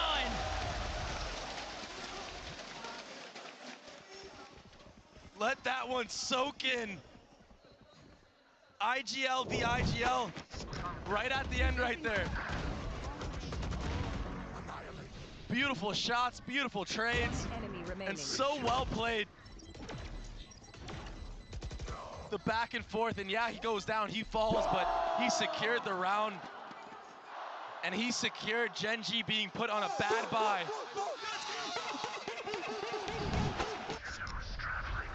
So close, such a difficult situation. You said you gotta let that one sink in, but Dre, there's no time to. 17th round is upon us, and the buy for Gen.G, as you mentioned, is rough. Shadows traveling. It's so impressive how Heretics can just, within a one-day turnaround, couple-day turnaround, become a completely different team on new maps, new compositions. All 5 players, their macro game, their game sense, it's so on point to be able to apply everything they learn in such a short amount of time. It's so rare to find teams that can do this thing. Coaching staff and the value they provided is incredible, but I mean, you can do all the prep. You can do all the work on the front end, but if the execution is not there, then it's all for naught. Exactly, can you actually execute it? And this is a team that's shown us that they are willing to do that. They're willing to go the extra mile. There's a lot of Killjoy utility here. Patatek does not have his knife up. What a shot. And it's cleared just like that. Almost effortless. 30 seconds left. Got sheriffs on the other side. They've got to know that that's the case. The Singer and the Sheriff provide some value. They deal some damage, and it's only getting worse. It's a 2v2. It shouldn't have gotten it down to this, but Heretics stabilized. Almost a chance there on the actual A site. That was a nasty shot from Karen. But the timing of Heretics, the trading, everything was just going their way. The utility, it was just too much when you don't have the gun advantage. I mean, Karen, he did all he could. This shot was ridiculous. That is disgusting. Benji Fishy on the lurk, the 4-1 coming out on top. The same exact anti-eco as the first time around. And it feels like this is it. Gen G have to win this round. An Operator invested, an Odin invested. And I think this is why you see Heretics just going for a full B main rush. They have 4 ults online. Whoa! And 3 members, 1 away. Now Lakia gets his off the spam from Woot. Bomb grenade out. Lockdown used. Remember, Lakia just got his ult. Could counter with it, and he will. That's going to clear things out, and it's going to slow things down for just a moment, but never mind. Boo wants to go forward. Texture with the out punishes. Meteor, meanwhile, playing his cards beautifully. It's a flawless round in response for Gen G. You said they needed to win it. They do. And they won it flawlessly.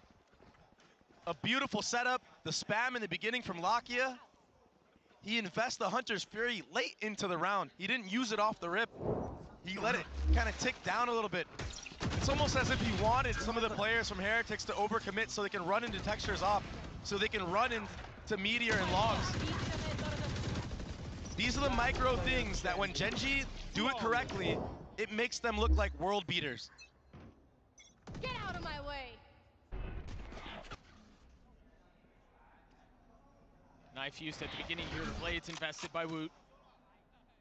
And he's not going to have him for a little while. That knife will cause problems. Yeah, makes them back away promptly.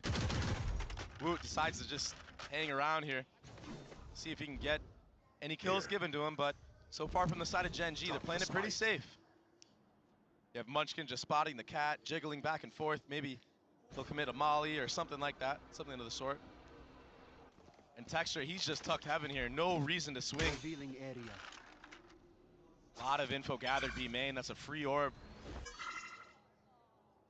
Maybe he could catch a timing if he pushes all the way through, but we're already 4 players here, Doug. Yeah, the problem is Lakia cleared all that space to be made, and then you've got the alarm bot mid too. So they can stack all A, understanding where the hit's coming from. Yeah. And now Knife's traded. If there was doubt before, there isn't anymore. Meteor tries to capture timing, tries to get aggressive and cheeky. Pays for it with his life, but the rest of the guns around him will secure the round. Down A. Pat attack into 1v4 with the Guardian in hand. Will get dropped by the op, and what a shot that must have been. 3 for Texture. Meteor, he had to run swinging through that smoke. He was stuck with a shock dart behind him, a molly in front of him. I don't blame him for going for that. And then the actual site, the anchors of A, who didn't move the entire round. They did a really good job of playing off of one another. Karen, the Omen flash, that flick, that quick scope, beautifully done. Good execution from Texture.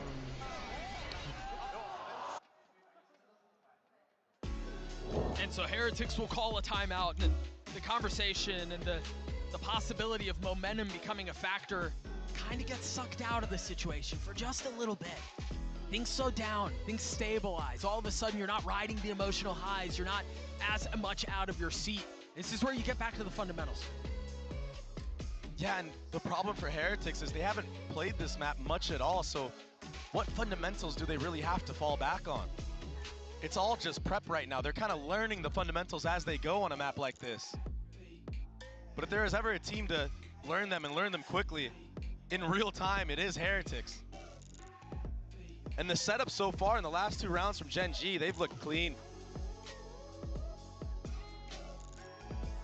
All eyes on the prize. The trophy, the crown jewel of this tournament sits between these 2 titans. Every time you glance across the stage, you're reminded of what you're playing for, what you're close to or on the other side. What's slipping away? One round separating the two. Heretics on top. Got a couple of ults. Standing ahead. Gen.G with plenty to play around. Yeah, the ult economy is insane right now for Gen.G. And something I want to point out is this attacking Odin. It makes me believe that we're going to see a B hit come out, because why else would you invest into an Odin on the attacking side? Oh, he spotted him. No way. The lamppost? Here. That's what's keeping him safe? What? Here. Crouching and staying alive. He thinks he's still there. Surely he gives up that angle eventually, but if he sticks around for too long, he might get punished. Oh, the footstep made. I think here's that. Alarm bot's still up though. Texture gives his face away, but you're right, the alarm bot will keep him at bay for now. And everything that Heretics has shown so far is a lean towards A. Woot has a smoke. He wants to try to play around this, or he'll just clear it. Forget about the element of surprise. An early Killjoy ult. Meteor not liking the silence around the map.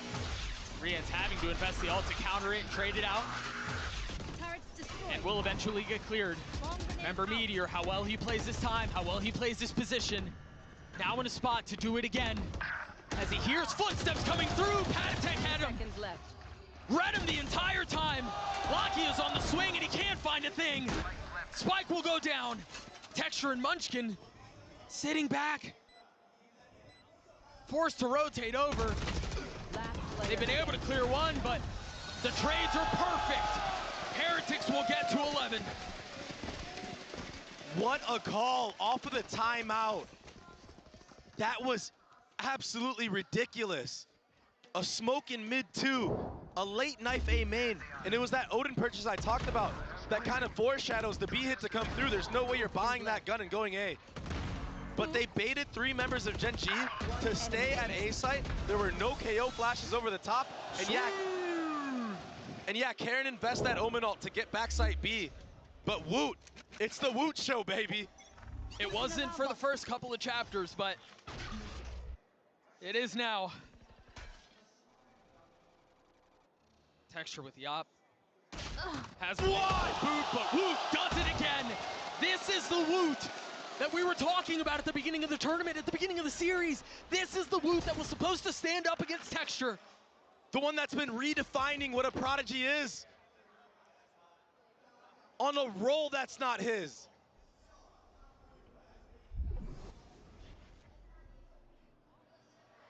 They're so close. The flash over the top, they have to spam! And Boo is the nightmare. Gonna clean them up, and now they can waltz their way into A for free. But Meteor causing problems, dealing with pressure from both sides. He's able to alleviate a little bit of it, but it's too overwhelming, it's too great. Locky has to save. And if I'm Heretics right now, once that ticker goes down enough to where you know it's safe, maybe you leave one guy there, I am hunting. I'm looking for this operator. I am not letting Gen.G breathe. The economy is fine, forget it. But if you get this operator out, you don't have to worry about that going into the next round. I mean, you've got him in the corner, you've got him against the ropes with shoulders slumped and head heavy. And that could be the final blow to put him away. And so they will. Perhaps a bit too late, though. Lockyer will hang on to it. He'll take the op into the next. Doug, you talked about fundamentals. In that timeout, what have we seen so far? We've seen a team that called a perfect round, a perfect fake towards A, leaving 3 players there. Into this round where once they're up 4v5, they're not peeking into A main dry. A KO flash over the top. Oh, wow. Watch this. Decimated. But this, the KO flash over the top, catching the re-aggression from Gen.G. And for the side of Gen.G, and for the side of Gen.G, a timeout. And also, in that round when you're down 4v5, sometimes you gotta make something happen. You gotta get aggressive somewhere else, try to even the score. But right now, it's those fundamentals that you mentioned that Heretics have somehow learned on a map that they've only played 2 times this year. This is the 2nd time. Heretics walked into this arena with memories of Madrid close by, right? They walked in, they couldn't get a thing going, go 0-2, an early dip out of the tournament, and they walked into Shanghai thinking, we're here to maybe make a run, but we come in with a sub. I mean, how much can we really do? They walked in as challengers with an Emperor staring them down in the arena. And they're the ones who are gunning for the crown. Gen.G on this map have been absolutely uncontested. This entire year, they've looked so good on it. They've looked like one of the best teams, and right now, Heretics are sitting on match point for the next 3 rounds at least.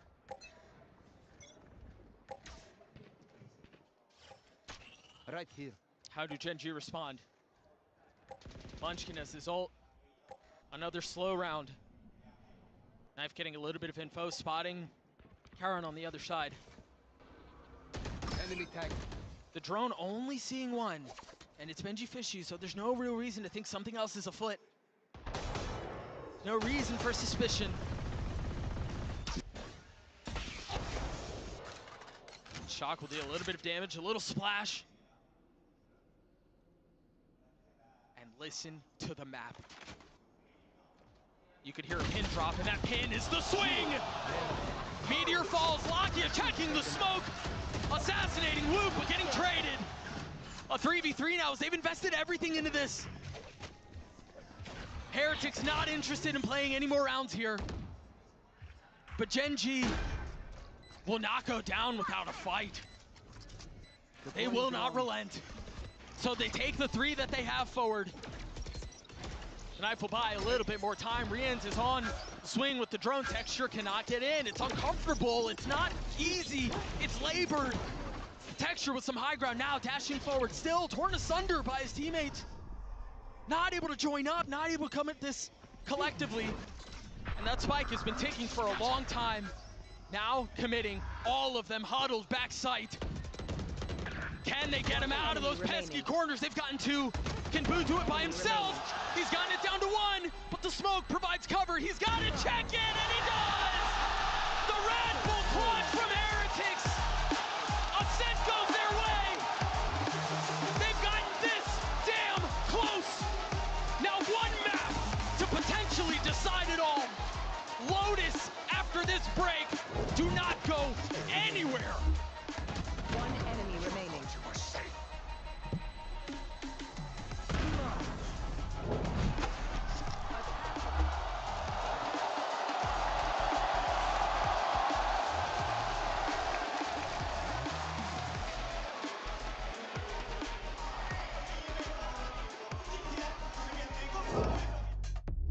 Come on, boys. Go! Oh, bro. You are disgusting, Wu. It's my map. This is how it... Best of 5. I'm telling you. Do you hear that crowd, bro? They're all for us, bro. Listen, I'm gonna say one thing. I'm reading them like a book. I'm fighting CT. Bang! Crowd. Ah!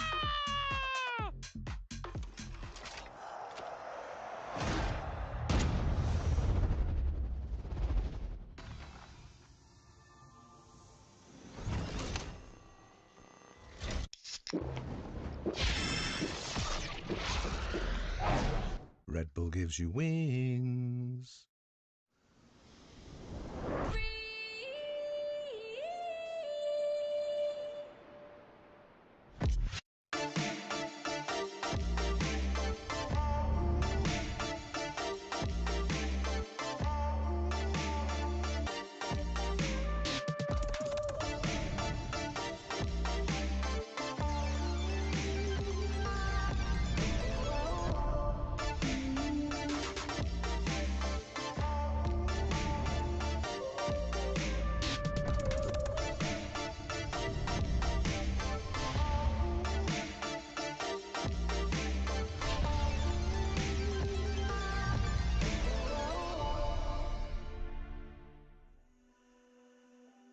It's hard to like a ghost.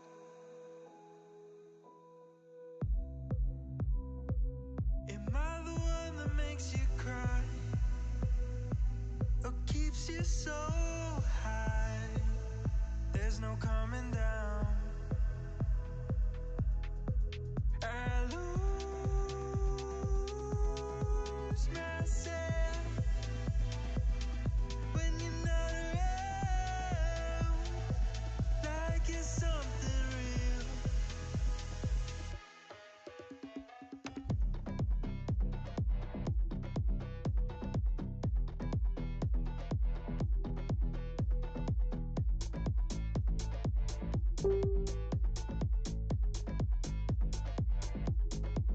I lose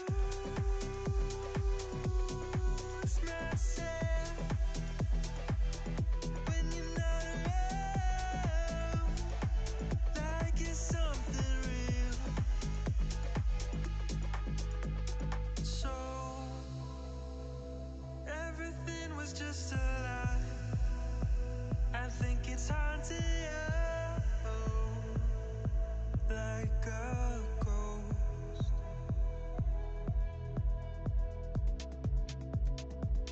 Am I the one that makes you cry, or keeps you so high? There's no coming down. I lose myself when you're not around, like it's something real.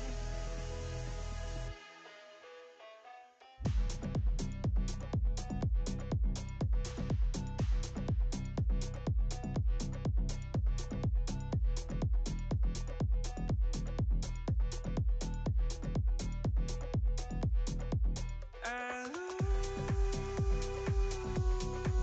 myself when you're not around, like it's something real. I lose myself when you're not around, like it's something real.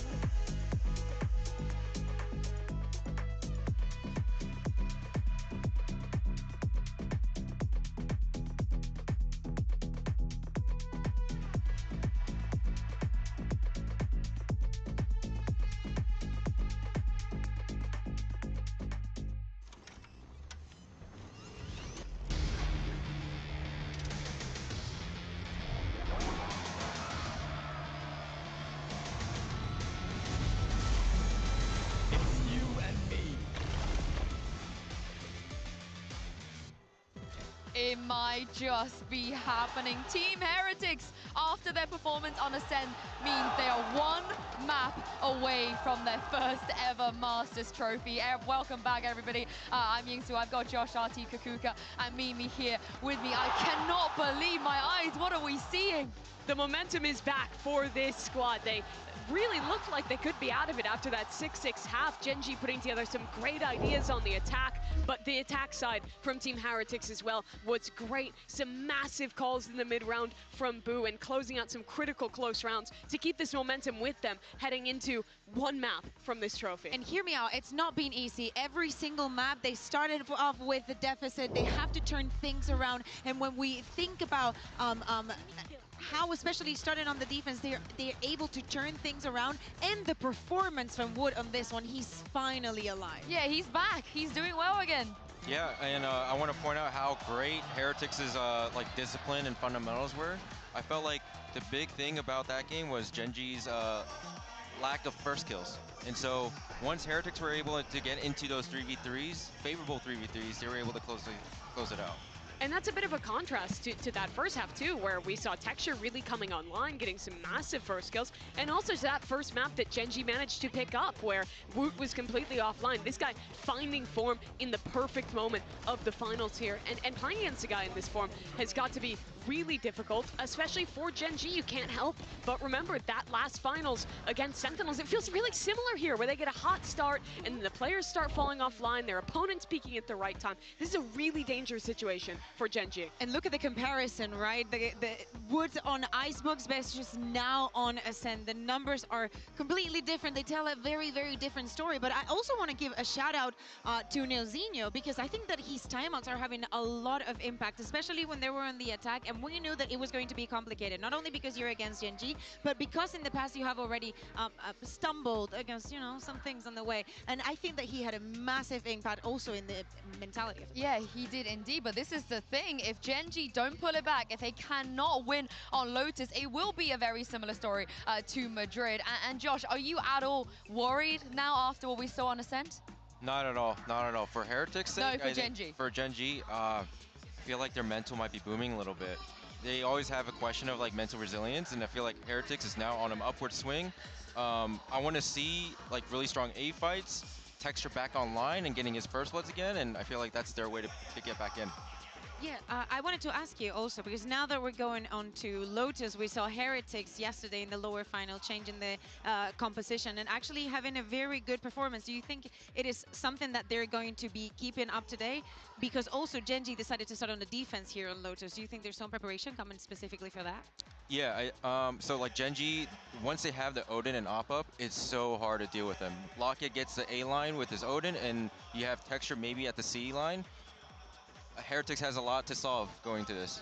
They also do a really good job of like varying where Texture is going to be on the defense, kind of throwing in some of those forward defensive plays like we saw from them on Icebox as well. But for Team Heretics, I think a big point this whole event has been the momentum. When Woot and Benji start getting on that board, when they start yelling, getting up out of their seat, giving each other those special handshakes, the momentum continues to flow. And for this team that started out with literally everyone not believing they could go on a run with a sub in their squad, they have turned everything around. They have found their form, they have found their identity with this particular roster, and now with this momentum behind them, it really feels like this is their chance to lift that trophy. I just want to know if they've learned from their past mistakes. It wasn't a long time ago. In fact, it was yesterday when we saw them play their first ever international best of 5 on this stage right here. But remember, guys, Lotus is where in the past where they have tripped up, is where their mental resilience has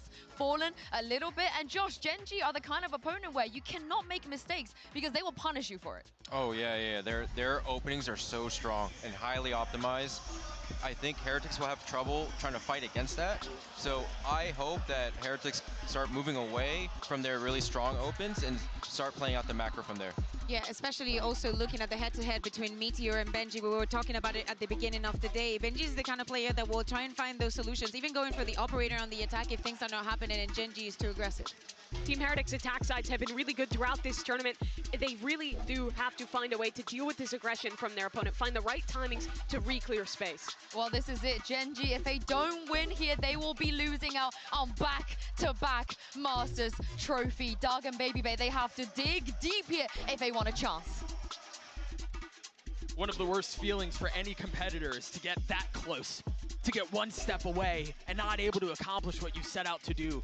To do so twice is devastating. That's heartbreaking, and that's the position Gen G are in right now. They've flirted with it. They've taken a pass at Destiny, and they haven't been able to close the book. Meanwhile, you've got Heretics who are here to write their own story, to write the future, to change the way we think about Valorant, the way we think about the era that is upon us. And to have one map away from doing it, the opportunity doesn't get any sweeter than this. Where are you? On their map pick of all, Lotus could be the death blow to Gen G. To hopes and dreams, to the pursuit of hardware. Heretics on the attacking side. Gen G will have to figure out how they weather this reckless abandon from these kids. And they'll have to do so soon. A very slow approach with Benji Fishy prodding at C while the silent walk up, the death ball, is on A. And they had so much utility out and ready had there been anybody rubble. They would have pounced right off the bat. You're absolutely right. Careful. And what a mess that would have been. That door tap keeps 2 players on the B site. There is a rotation over from Munchkin. Cover going out.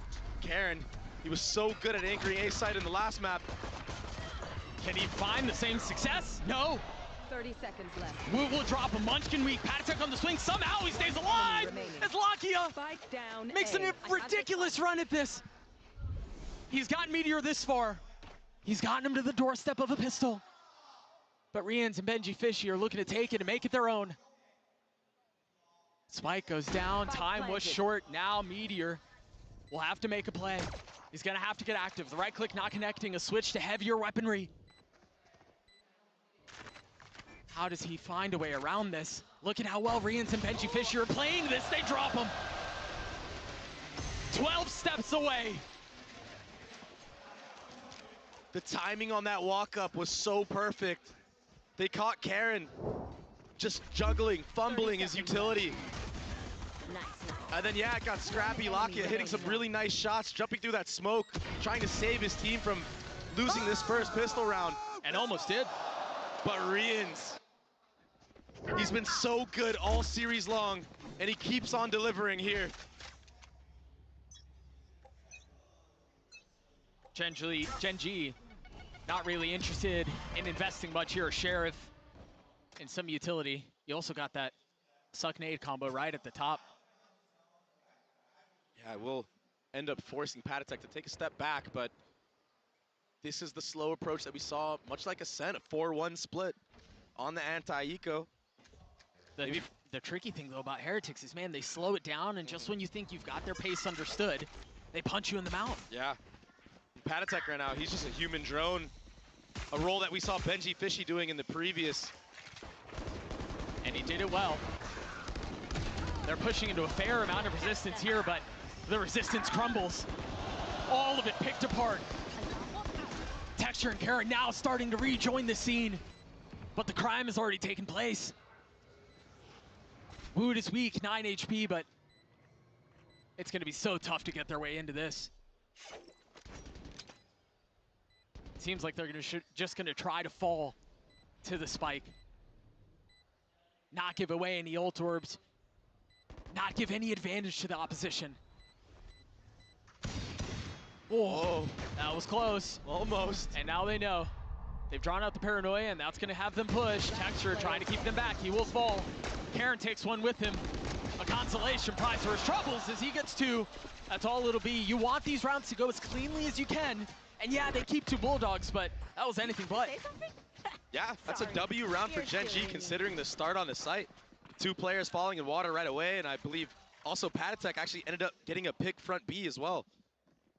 So some salvation to that round, that eco round.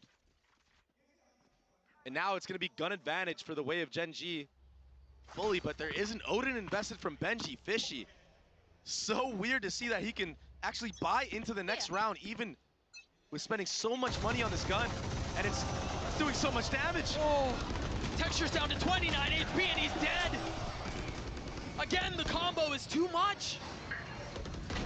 I mean, if Heretics pull this off, what a nightmare it would be, but Gen.G standing strong, keeping it close. Really nice repositioning by Karen there. And he's gonna get away.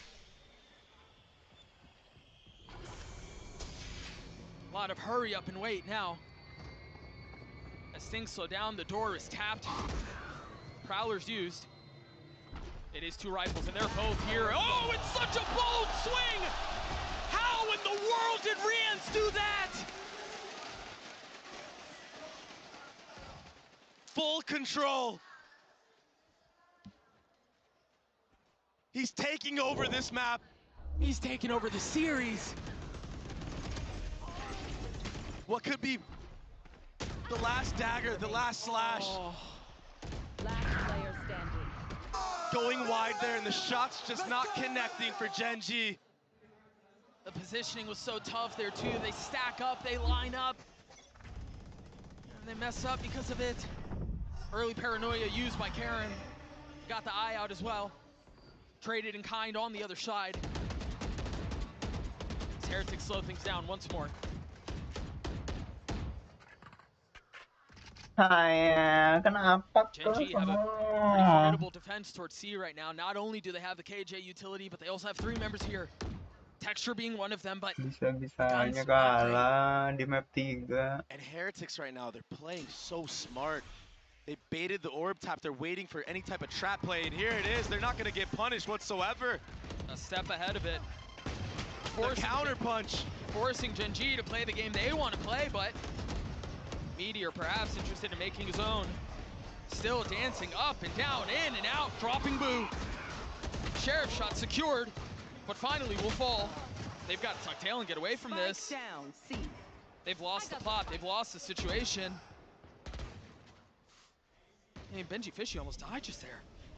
He has to stay. He has to control the guns. Yeah. And yeah, A-site is free, but now it's going to be 2 upgrades. And if they can steal this round away, a round that Gen G surely have the advantage of. Munchkin's going to cut him off. He's already there. They know where he is. Enemy remaining. That's the spike. Spike down. That's the A. round. Patatek's been good, but not this good. 10 seconds left. Oh, there's no time as well. What a round from Meteor. Dodging the Omen flash. It was all up to him. Solo hero on an island. And it's the MasterCard Thrifty for Gen G. The back and forth finesse, getting those 2 kills, his first 2 of the map. Oh my gosh. It's like you're trying to play whack-a-mole against this guy. But every time he pops up, he's not just tempting you, he's killing you. Yeah. One enemy remaining. Munchkin cutting off the rotation there as well. That was all she wrote. So Gen G will get on the board with that Thrifty. Oh, again. Texture getting spammed out. Somehow he still gets a kill on Naboo. They thought there was enough suppressive fire, enough cover for him to get around and TP across, but Texture a step ahead of it. And Lakia showing he can do a bit of the same. Yeah, the counter spam. 2 Odins on the map. It's just complete chaos on A. Amongst all that, you're right, Texture getting that pick. So impressive to do, especially on low HP. Good use of Molly to break that alarm bot. Yeah, and that's going to force things to slow down a little bit here because Gen G have to respect what's potentially on the other side now. And that's why you see the lean from Meteor. He knows he has to pick that up. That threat of a B split or any type of B pressure, it's so hard to hold with just one person. And early Roomba invested at A. And right now it's Heretics doing a C default, but if they do not push up and break this Killjoy turret, there's no need for Gen G to have to rotate anybody. It seems like Meteor's going to try to anyway. Karen with Paranoia at the ready. Super proactive with utility is Gen G. Patek plays this so patiently, decides not to pull the trigger, decides not to strike despite it aching for the touch. Benji Fishy pushing forward, the nightball in the face. Meteor falls. Woot will join him though, as the spike now down. And again, they're thrown apart, they will fall. Rians would have to 1v3 through this. They've gotten the spike down. All he has to do is buy time. Much like we've seen a couple of rounds already in this series. Eye gets clear, the spam through, all of the targets spotted. He gets one, but it's just too much. He's overwhelmed and he's outnumbered as Gen G will get their second. Great discipline from Gen G. Great discipline from Munchkin, the IGL, to sit in heaven, play that off angle, dodge the rocket on the actual entry, and then just hold his ground. Let the kills come to him. This is that entry. Oh, it was through the smoke? What? Oh, what a shot. Snappy from Munchkin. Beautiful, and then just there at the end, just holding the ground. Much like Karen, just waiting for the mistakes, letting the game come to them. And with that comes the second round of the half for them. Heretics with a shoddy buy. 3 rifles and then a couple of pistols. We've talked so much about the spam game that's played early on. This time a little bit more aggression, a little bit more fight out of the defense. A little bit of friendly fire there as well with that Paranoia.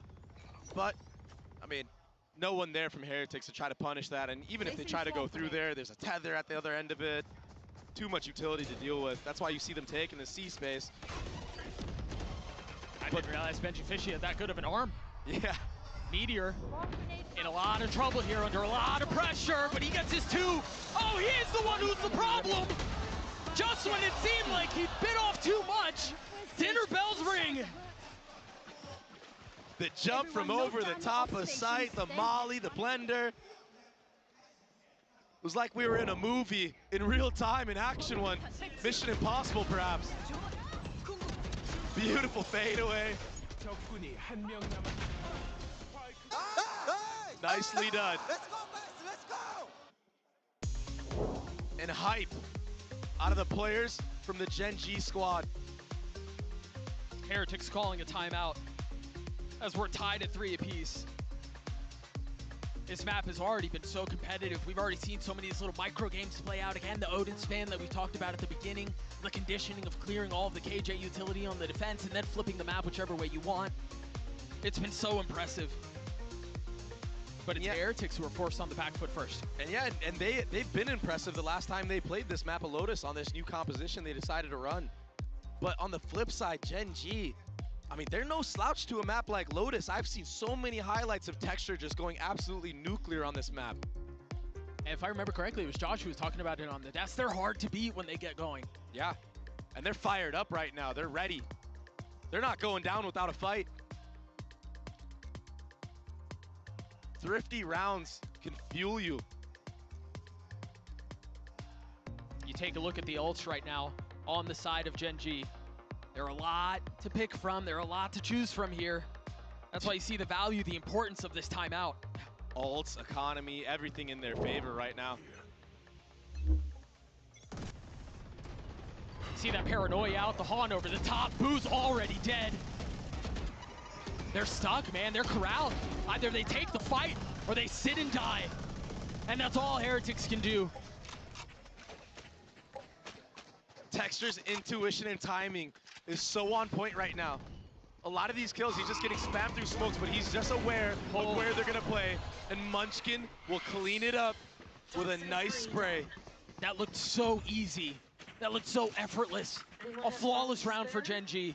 On the other side of a timeout from Heretics too.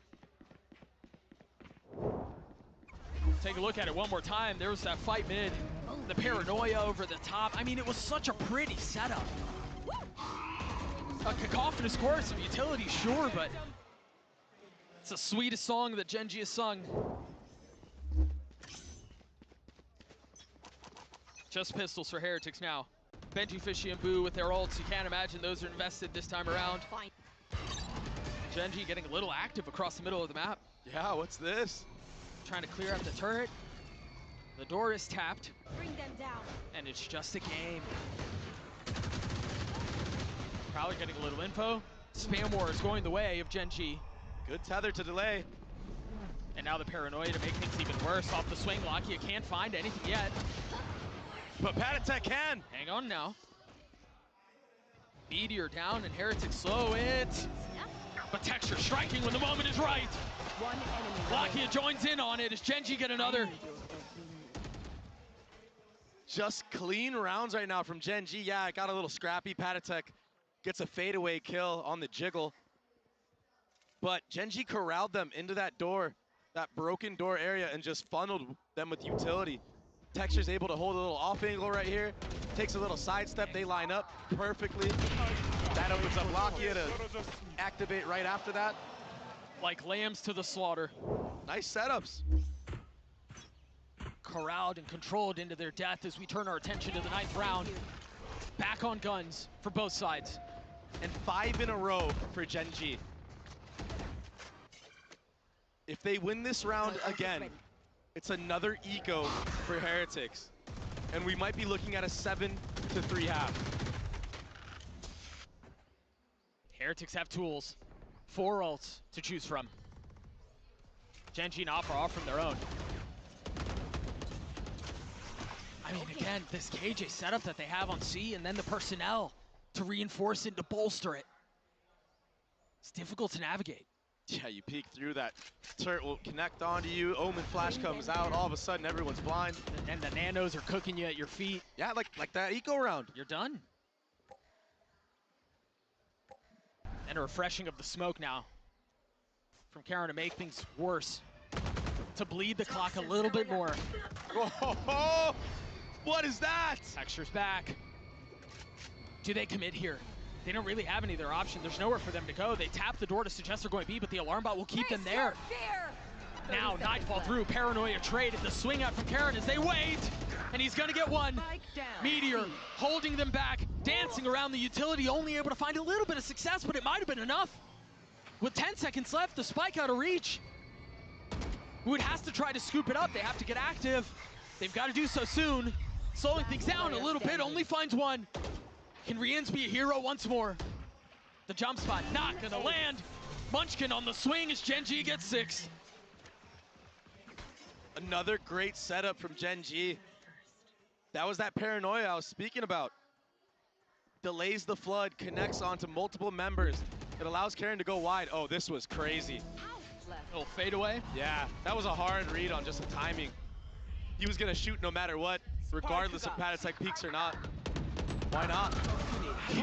Karen handled that so well. I mean, all the utility before him, you know, you've got Omen TPing top box, you've got Han over your shoulder, very calmly selecting the right targets and then adjusting. And this, Dre, this is a surprise to me because that's the second timeout on the side of Heretics. And it's been burned before we hit the 10th round.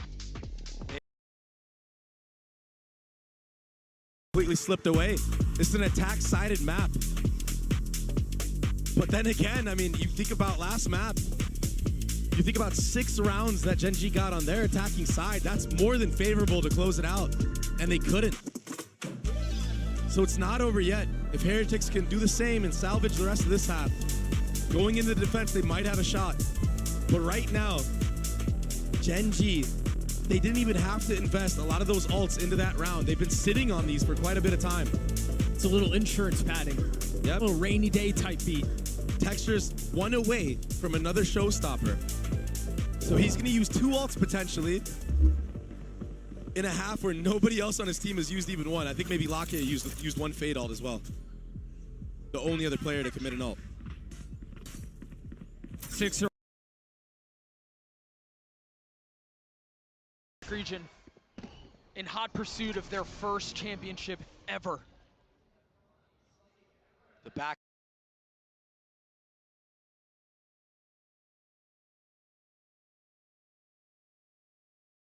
Stopper online for sure. Boo will get his 2, but what a trap. We've seen so many teams try to go for that, and it never works. Not like that.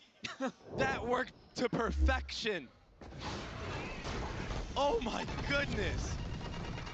One enemy That might be remaining. one of the most satisfying images I've seen. So fired up, the pillow fell from the back of his chair. Placing swarm grenade. They're alive now. 4 ults still. Lakia is a little bit off of his. Yeah, almost 5. But for both sides, 4 ults apiece. Heretics have to make a stand here. They have to find a way to punch back. The problem is Gen G have been so disruptive. I mean, Heretics, apart from the pistol round, they haven't really had a chance to even touch a site. And Lakia, I mean, he tagged up. Patatech, they're very low, 6 HP. He had no choice but to shoot back. The fear of the Odin. It's real. Boo just sprinting out of there. He wants nothing to do with it. Interesting choice to change up the pace and pick up a rifle in that moment for Lakia. Proactivity, front B. Rocket for rocket. The first 55 gone without a kill, but now Wood on the swing and Munchkin on the kill. Texture over the top. NG Fishy had nowhere to go. He takes him down with him, but the damage has been done. Oh, this position is so difficult as well. 30 seconds left. I mean, if they try to commit B, they have to be concerned about what's on the other side. Boo falls. Lakia holding the line, waiting for the swing, and they waltz to their death. Patatech not able to fight back. Rien's worse for wear. Too many targets to choose from. Lakia will get Gen G to 8. Solo anchoring the A site from the start of the round to the end of the round. Getting the best in the spam duel Ultinya dipakai. And then closing it all out. Benji, fortunate to connect there on a texture. That animation of the rocket can be so damning. But it funneled everybody into Lakia. And he closed it out, sitting at 9-4 and 9. Texture, the man I spoke about, stepping up huge after a bit of a lackluster performance on Ascent. And they're setting the tone, they're changing the pace, full aggression through C. They have to go fast, they have to go aggressive, because time is short. Woot popping the rocket. And again, Gen G, as you mentioned, hot to trot. 3 on the prowl. Benji Fishy considering investing the ult, waits for just a moment as Rians gets the spike down. You imagine the ults are gonna come through in bunches. There's the first. Now Meteor will have his along with Benji Fishy. Hang on, folks, this round is gonna be insane. The nade does not connect. Where's Bugon? He TP'd behind them. You have to suspect that he's there. There's no way you disrespect that. There's no way you ignore it. Meanwhile, the push forward, Munchkin gets caught. 4 players detained. And Boo pushing forward. Gen G gets alive at the right time. Boo gets 1, but that's all it'll be. Gen G a 9-3 half. Comeback. What an answer back. Will we go to game 5? This series just keeps on giving. I mean, they got away with 9 rounds in a row. Lakia, the easiest kills of his life, and possibly the most meaningful. For him to get those there was perfect. So a 9-3 half, the way of Gen G, trying to push us to split. We've got another interview standing by. Right now, Mika's hanging out with Life from FPX to get his thoughts on what he's seeing around him. Hey guys, we have another halftime interview for you, and guess who's here? Yo, 大家好，我是 Formulous Life. Hello guys, I'm Formulous Life. Live, thank you so much for being here. Now you went up against Team Heretics and Gen G. What is your opinion of both of these teams? 其实现在来福都跟今天的2支队伍 JNG 和 Heretics 都已经交手过了，那你对这2支队伍作何评价呢？我觉得 GNG 它是一个战术非常充足的队伍，以及教练组非常强劲。然后 TH 的话，我觉得是偏个人实力一点，然后对战术储备可能没有那么充足。对。I think for GNG, actually they got a lot of strategy and really strong coach stuffs. And for TH, I think they played like powerful individuals, maybe not that much strategy compared to GNG, maybe. Who do you think is going to be MVP of this series? 你觉得这张地图的 MVP 会是谁呢？我觉得这张地图 MVP 会是 TH 的 Ryans. I think it's gonna be Ryans from the Heretics. Oh, that's very, very spicy, and I totally agree. But do you have a special message for our audience? 有没有什么特别的话想要对我们的观众们说的呢？我想说大家电子竞技的魅力就在于翻盘，翻盘的游戏才有意思。我们一起为 TH 加油！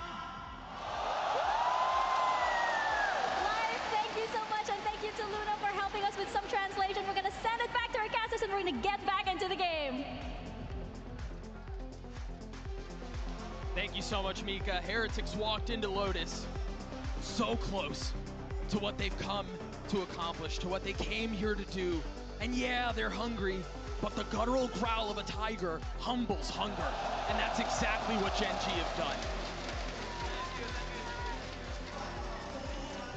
Texture and Lakia wreaking havoc amongst Team Heretics. Keep it cool. That's how you survive. 14-8 for the duelist. The hour has struck and the man has appeared. And not a moment too soon. Gen G on the attack. A 3-2 split right now. And Rians is going to spot a little bit of what's potentially waiting on the other side. You have to assume there's more there. As the panel gets broken, the Suck will hang on to Texture for just a moment, but now all eyes turning towards B. Rians has joined the fold, but it's just him and Benji Fishy here for now. Will be a free bomb plant for Gen G. But Heretics, they've been so good on retaking. And they have the time. They're so patient with it. But there wasn't a lot of utility invested from the side of Gen G themselves, so they have a counter. A smoke towards heaven and a paranoia towards the panel. Patatech falls. The nade as well. The flash almost makes it easier, and Texture's gonna drop him. Genji on the precipice of another pistol. Texture gets 3 as Genji get to 10. And they actually bought Texture that ghost. Someone on the side of Genji bought him that ghost, so he had light armor. They understand that he's feeling it. They understand that he's on fire. I mean, give the tools to your stars to succeed. He didn't even need it. And that's exactly what Genji do. 17 and 8. Upgrades to a Phantom and armor.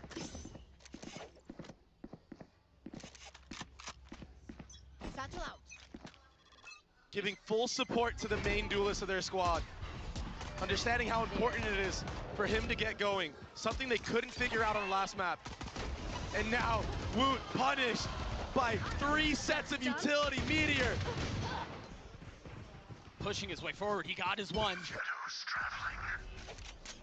But Heretics again seeming like they'll end this round, and just a Whimper, what a shot. So much for Whimper, but it's still just not enough. You still have 2 Game rifles you have to 5 reckon with. sini. Di comeback lagi. Heretics, and we've seen them do some funny things with these guns, but what was that? The joke is all Genji's now. I'll find you. They're the ones hitting the punchline. Genji get to 11.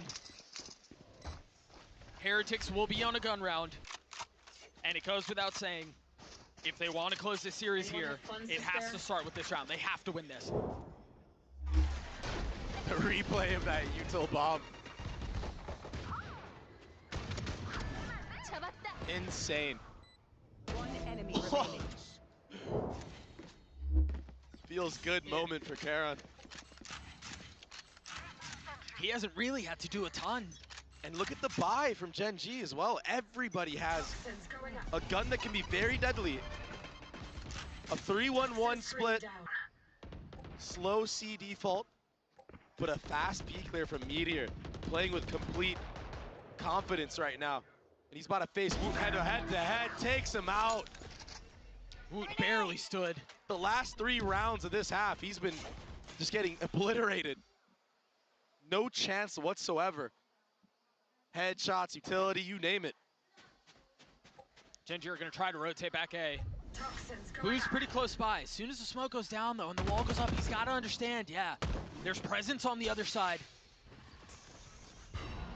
He will find safe passage away. Cover going out. But the problem is, A side is completely open. If he gets pushed off of this door and bomb goes down. No, that was the big problem. What? That was a safety he had to find. Maybe Genji overthinking things, but they might actually catch Benji Fishy out of transition. He can't connect. The trade. He got his one. Almost gets a second. It's messy though. They're going back 30 again. seconds left. The triple pump fake. Around the world. I mean, they've touched spawn like 4 or 5 times. It feels like. Actually only 3, but. Patrick and Rian's in a high-low. Lakia falls. They're fighting back at this thing. Why even they do rotate has to go, and he has to go like now. 3 times in a kill, row? surely. Oh my But God! they clutch it. Munchkin Wow. with X-ray vision. How the hell did he know?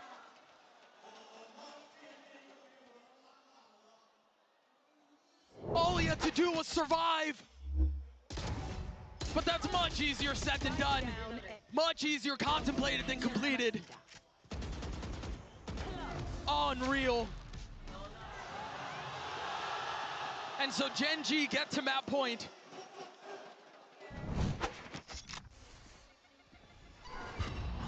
No real interest in slowing the clock down. Really no option for Heretics to do so anyway. 1 ult to their name. 4 Guardians and then a Phantom for Rians. Genji have obliterated Heretics on Lotus. Careful here. They might obliterate them again on this C site. We're gonna go fade ult for fade ult. The deciding factor might be that showstopper from Texture. Just the little bait of the door drags a player away from C. Rian's with his ult at the ready. There's plenty of defense here. What's the cue? What's the go button? The smoke goes out. There it is. That's all it'll be. And that's going to cause the rotate. They're not even really interested in sticking around. They tap the door. They're going B, and it's going to be a foot race. Pat attack forced to sit back and wait. Not able to pass the lava at his feet. And look at Karen, aggressive on the swing. A bold, perhaps reckless approach. But he bides his time. He's patient with it. Understanding he can play this as slowly as he wants, or he can speed up. Riens falls. Oh, they're all crumbling. They're all crumbling. Heretics tried to build fences, but Genji interested in digging tunnels. Boo, over the top. He gets another. Heretics not done yet. Nice.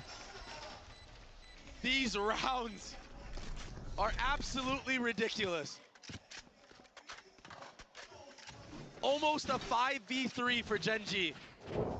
Kok nggak di-flashback ya? And Boo is the savior. Lakia, he did so much in the Nih 1v2 udah up there. dapat kill.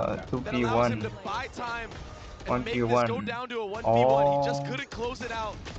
But he had Betul such a kah? good chance. Boo just Bahaya stripped it juga away sih from them. Guardian. The real problem here is the lead that Genji have is, I mean, it's so great, Dre. Yeah, it's a little too late right now for Heretics. But if you're Heretics, you never say die.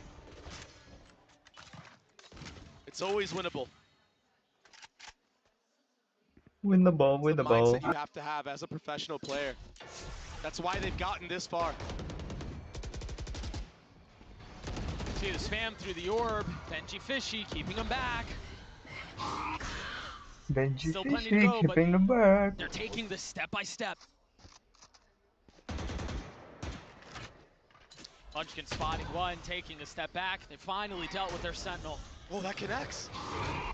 And the Prowler to confirm presence. The Patek somehow staying alive, finally falling. Riens filling in on the space behind it. Well, that didn't go the way it was supposed to. Bouncing back, but he saw him anyway. The problem is here, Riens has no way to get out. And I wonder if... Yeah, they know he's there. Does Meteor use this ult? Yeah, he does. It's going to force Riens to have to swing. Dude, Heretics, just fight. I don't know that they have a choice. Oh, They kind of have to go here. And they've been baited into their deaths. Boo's left in a 1v2. Okay, 2v1 situation. Can he prolong Lotus? Or is split on the cards? Masih bisa menang. He's quietly moving forward. And just Oh, like that, that Genji timing. finds safe passage away. Tucking behind the wall and staying alive. Genji obliterate on GG. Lotus. Game And 5. Dre, the old saying goes is that every single banger ends on split. And the dream of every grand final is to go 5 maps. Lo and behold, we have everything we could possibly want. Stay around. This one's gonna be good. We'll see you guys next.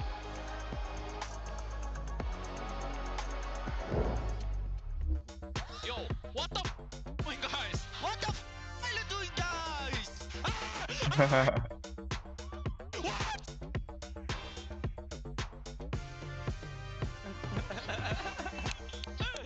What the doing, guys? Hey, Patty Bay, are you nervous?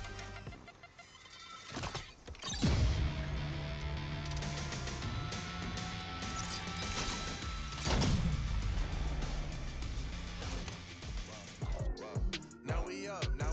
Talked to guy yesterday, said it's more on the way. I done made a lot of money and it's more on the way. I done got a couple plaques and it's more on the way. I put a lot of people on and it's more on the way.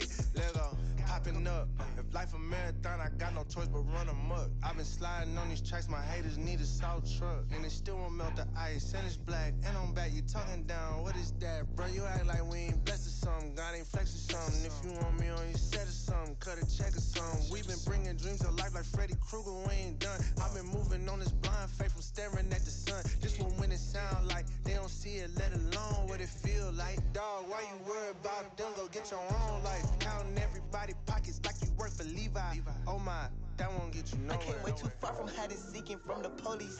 But it came way too far, my gang was sitting in the nosebleed. Praying down on my knees, then got back up, we in the floor seats. Yeah, looking at full court games, like of course we had to go stack some full course meals, now it's more on the way. Why would I stress about these bills? I got more on the way. I'm a stellar winning politician, more on the way.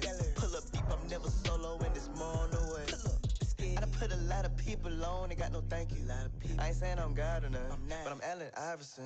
When I talk about crosses, I ain't trying to break your ankles. Tell him I've been stepping for so long, I got cankles.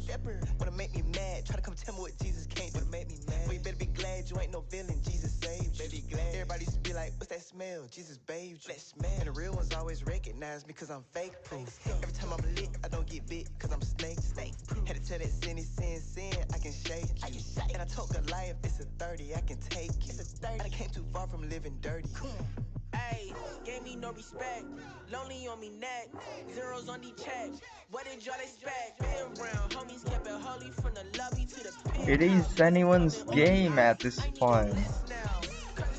Oh man, Munchkin, 6-second clutch. Map 5, let's go. OMG, look what God did. 9 to 5 was putting in the work when I was jobless. Couldn't get the Ray-Bans and it hurt, but now my optics. Can't believe I take a look around, they sending options. Yeah, God bless me, I know that. Had to take the whole city, put it on my whole back. Gotta take the pros with me, I cannot hold back. And not until like 4 laps, got Jesus peace, no Kodak. I'm moving like it's foreign me, they try to close the door on me. But like the chorus said, they start imploring for some more of me. If we back on that board and I be Jordan when he's scoring. It's a Mount Florence, still I play the tortoise, shit story. Billboard albums back to back, just thought that you should know that. But I got riches in his name that couldn't fit on no plaque. Rest in peace to the corny rap, cause I could not support that. He snatched me out of Proverbs 5 and I could never go back. Left the label, did it indie and it's more on the way. Festival inside my city and it's more on the way. Worship God.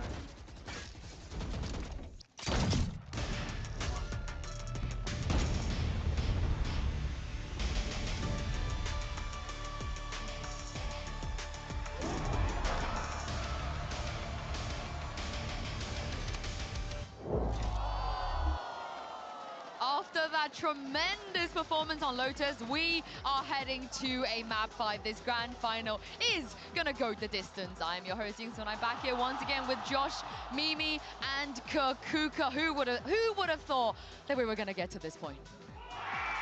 I mean, it's ridiculous, Literally right? anyone? No. I thought that Gen G looked a little out of it after that map. Team Heretics had so much momentum behind them to recover, but on Lotus, this map continues to be such a stronghold. They have such great ideas on their defense, and they've proven some mental resiliency to take us to map 5. Yeah, let's talk about some of those great ideas we saw as well, Josh. I knew you wanted to talk about the way that Gen G were able to funnel Heretics into places that they wanted them to be. Yeah, it all starts here, where they demand respect to their A fight here, and you can see Heretics never could get out of this spot with these 3 players fighting for this. And so once Heretics realize, like, oh wow, they can't go A in the beginning of the round, they start going towards C, and they run into Meteor and Karen's defense there. So this is a round where they got stuffed at A, went back to B, and now this is when Heretics try to force their way into their full setup at C. Yeah, So and I mean, it's so potent between these guys, right? They have so many different mollies and also are almost always stalling enough time to get a guy like Texture on board as well to help out in that defense. It got them such a massive lead that it almost felt like a formality to close out on their attack as well. Yeah, and Kakuka, let's talk about Lakia. And Lakia and Solar as well, because they were there from the beginning. They were the OGs on the international stage. Yeah, exactly. And some of the amazing plays that we have seen just in this map, all this coordination was thanks to Lakia and Texture. Those combos that we were seeing being so effectful time and time again, all those A-holds, and you know, all the progression from these 2 people coming into today is massive, Mimi. And the history is there for these 2. All the way back in Reykjavik, Solo was a player, Lakia was with him along his side, and they made it to top 3, but they fell apart at that point, went down, and then Lakia kind of disappeared from the top for a while, was benched by DRX, had a stint down in tier 2, but now he's back on a top team, made it to a final in Madrid, and has a chance to hoist a trophy now in map 5 in Shanghai, especially if he can keep up a performance like he had on Lotus. Yeah, and I can't wait to see it because this guy has been around for so long. Like Mimi said, he's been grinding. He had his opportunity in the beginning of the game. We thought he was going to do huge things at DRX. It wasn't meant to be. But this is the thing. Looking on the other side of this, there is similar stories as well. Josh, your boy Panitek was talking about how he was considering retirement before he joined Team Heretics. And what a story it would be for him if they're able to bounce back on map 5. I think it'd be insane. And like in their final map, they made a player swap, a role swap with Patatek onto the Viper and Woot on Duelist. So I think that this will come down to the defensive play calling. I thought the defensive play calling from Gen.G was excellent. Heretics needs to do the same thing here. Yeah, I think Split is going to go crazy. Now, we haven't seen Gen.G play this map in a while because the last time that they played it was in the final in Pacific, and this map was the one that made them the 2nd seed. Losing this last map on that last best of 5 that they played turned them into what we're seeing today. They have a chance to change history today. So the big question for everyone really, and for Team Heretics facing up against this Gen.G team is, what can you expect? They were playing the double dive comp back in Pacific, but it has been a while, right? Not showing it whatsoever at this event. Do they stick to that same game plan? Do they change something up? It's a real wild card in this map pool, considering how little both teams have put into Split. And do not forget, we saw Heretics, as Josh was mentioning, changing the roles here and there. Maybe they thought at the beginning that they wanted to go with Patty on the race, which he had experience playing back in Tier 2, but decided that Wood was better for this suit. Anyway, that was a bit ago. It was against EDG. They haven't played it ever since. Yes, they had a very, very good result, but not that much practice, and I don't think Gen.G is going to be the kind of opponent where, you know, it's going to be just easier, especially if we think about the mental of Heretics right now. In that Lotus, they started with 3 rounds in a row, and then Gen.G comes back to life and gets all of the rounds on their defense. Right now, their mental cannot be the same as they had when we were back in EMEA on that last map. Well, let's take a look at Agent Select here and see what we're gonna get. And yeah, what do you guys make of this? It's a mirror comp. Yeah. Both teams are running double lurk. I find that like it's really easy to work attack here, even though there's a lot of defensive agents. The Viper's able to lurk B, Cypher can put some question marks at A. Gen.G's gonna have a tough time, I think. That they may, but Lakia locking in this sky again feels like we might be going back in time a little bit, right? Yeah. All the way back to when he was playing this role as the solo initiator when he lost in Reykjavik. He was great on map number 4, but with no recharges on the sky flashes, his U still has to be perfectly placed to set texture up for success, and that's the same task on the other side for Riens and Woot. That rookie has got to be incredible in this map 5. Well, it all comes down to this one final map. The Masters Shanghai Trophy is on the line. For the last time, here's Doug and Baby Bay. Thank you so much, Jinsu. All bangers end on Split. We've got to talk one more time about what it is that they're playing for here. For Heretics, vindication on the other side of Madrid, and perhaps the dawning of a new era of Valorant. We talk so much about how they're the future, and it seems like the future may be now, Dre. But Gen.G, they have a chance to be the first team in APAC to win an international. So much pride on the line from both sides. And what a story that would be. And who is going to represent the black and gold the best here? Both teams looking to clean the skeletons out of their closets to exercise their demons. And what better place than Split to see how it all shakes out. Gen.G on the attack side. Mimi was talking about Lakia turning back the time and playing that solo initiator once more. What a legend he was, but it seems like it's Boo who wants to take the spotlight. Traded though, 1 for 1. Exactly, great trade from Meteor, and that slows the round down. Nothing being used. Now a Skydog committed on the A ramp to get info that Meteor is still here. It does connect. And Woot, he wants to punish. But there's support. Yeah, the problem is he doesn't know that there's support. Oh, there's the surprise. There's more there than you thought. Yeah, I saw 2 players at the other end right there. That's the cue for Gen.G to once more slow the round down. Karen, he already ran up in B main off the start of the round earlier, broke that Cypher cam. Now he's taking all that mid real estate. A deep smoke, a little cover provided as Gen.G venture forth into heaven. And an even spread. They're making the right read, the right call right now, transitioning to B. It's all up to Benji Fishy. in a grand final on the last map. Can he deliver again? The trip will catch the first. A stumbling block put before Genji's hopes and dreams. And he still holds the line. He's still here. Is able to find his one. But that's all it'll be with 10 seconds left. Genji hurried and rushed to try to get the spike down the satchel just a tiny bit off the mark. And success found. No charge. Things slow down. Heretics will have an opportunity to rethink how they want to approach this. Avenger fourth.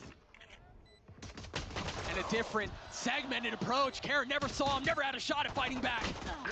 Texture and Meteor will crumble, they will fall. Unless Meteor can pull this off on his own, a 1v1 with Ghost in hand, 67 HP. All of the onus is on Pat Attack, and Meteor is able to get the easiest kill of his life. The Red Bull clutches, he gets 4. 4 for the Cypher. Pistol round for Genji. Last map of Split. It started with that trade. Boo could have gotten 2, maybe 3. The double swing here was too much. Woo, running out of ammo. Nothing left in the chamber. And then the easy cleanup. You gotta wonder on a bigger scale too, how much is left in the tank for both of these teams. I mean, this has been a marathon. And we thought that it was gonna end short, right? We thought it was gonna be a quick day, but what a gift this series has been. Yeah, it definitely looked like it earlier on. The resilience from both sides. It's shown like no other. It's been quite the spectacle. As we proceed to this anti-eco, a B main default. No cam being broken though, so a late tap of that from Benji Fishy will give the cue for Heretics to rotate more players towards A. But he's not using it yet. Like it's an accelerated approach towards the middle of the map. There it is. Taps the cam, gets info, no one's B main, and the rotation set in. Heretics, although they don't have the gun advantage, they could get ahead of this. A Thrifty in a situation like this would be ridiculous. It would be absolutely ridiculous. And there's an Omen flash here as well. They're ahead of it. They're here, they've arrived. They're gonna try to dig their heels in. It's a really early nade from Wu. Do they try to flip back again? I think they have to, they know. Oh no, Trey, they're committing. The satchel out, the flash forth, and Texture cracks the side wide open, but Wu's on the counter. Meteor pushing forward. Benji Fishy getting the best of him. But a 1v2 now. Can he upgrade a weapon? I don't think there's anything that he can find. So he's gonna have to push forth with the classic, and he's dropped before he even gets a chance to fight back. Texture is not slowing down. Perfect satchels into elbow, catching 2 members off guard. Kasi lang, Yeah, the dikacangin stack was his there. pag Yeah, niya Wu kung tried his damn best to try to even it out. And they did that, they made it costly. 30 seconds left. Nice shots from the young gun. Crispy little one tap from Texture there to close the round. To get 3 to his name, to get 1 step away from his ult. In round 3. Such a ridiculous advantage. This is that conditioning from the previous round. They can be main control once again. Testing the waters, testing the one way. That smoke is tough though, man. There's no real way to challenge that. Yeah, it makes it so awkward. They can see a sliver of you spam where they think you might go. So they wait it out, or at least they try to. It's refreshed. Yeah. Good job so far from Heretics denying that rocket. That was Genji's plan, and they've thwarted it completely. You know, Genji have more than one attempt at this, though, more than one take. So they rotate back A, and lo and behold, it would be Benji Fishy who's challenged once more. Trips and cages, cameras, full surveillance. Here come the lineups. This should get most of the trips. So Benji Fishy, he's gonna have to rely on his cages. Both cleared with 1 nade, Ridiculous, and now the rollout. Texture getting high ground, trying to find comfort behind the screens and drop Benji Fishy for it. Texture will not be denied. As he finds more, ult on mine now.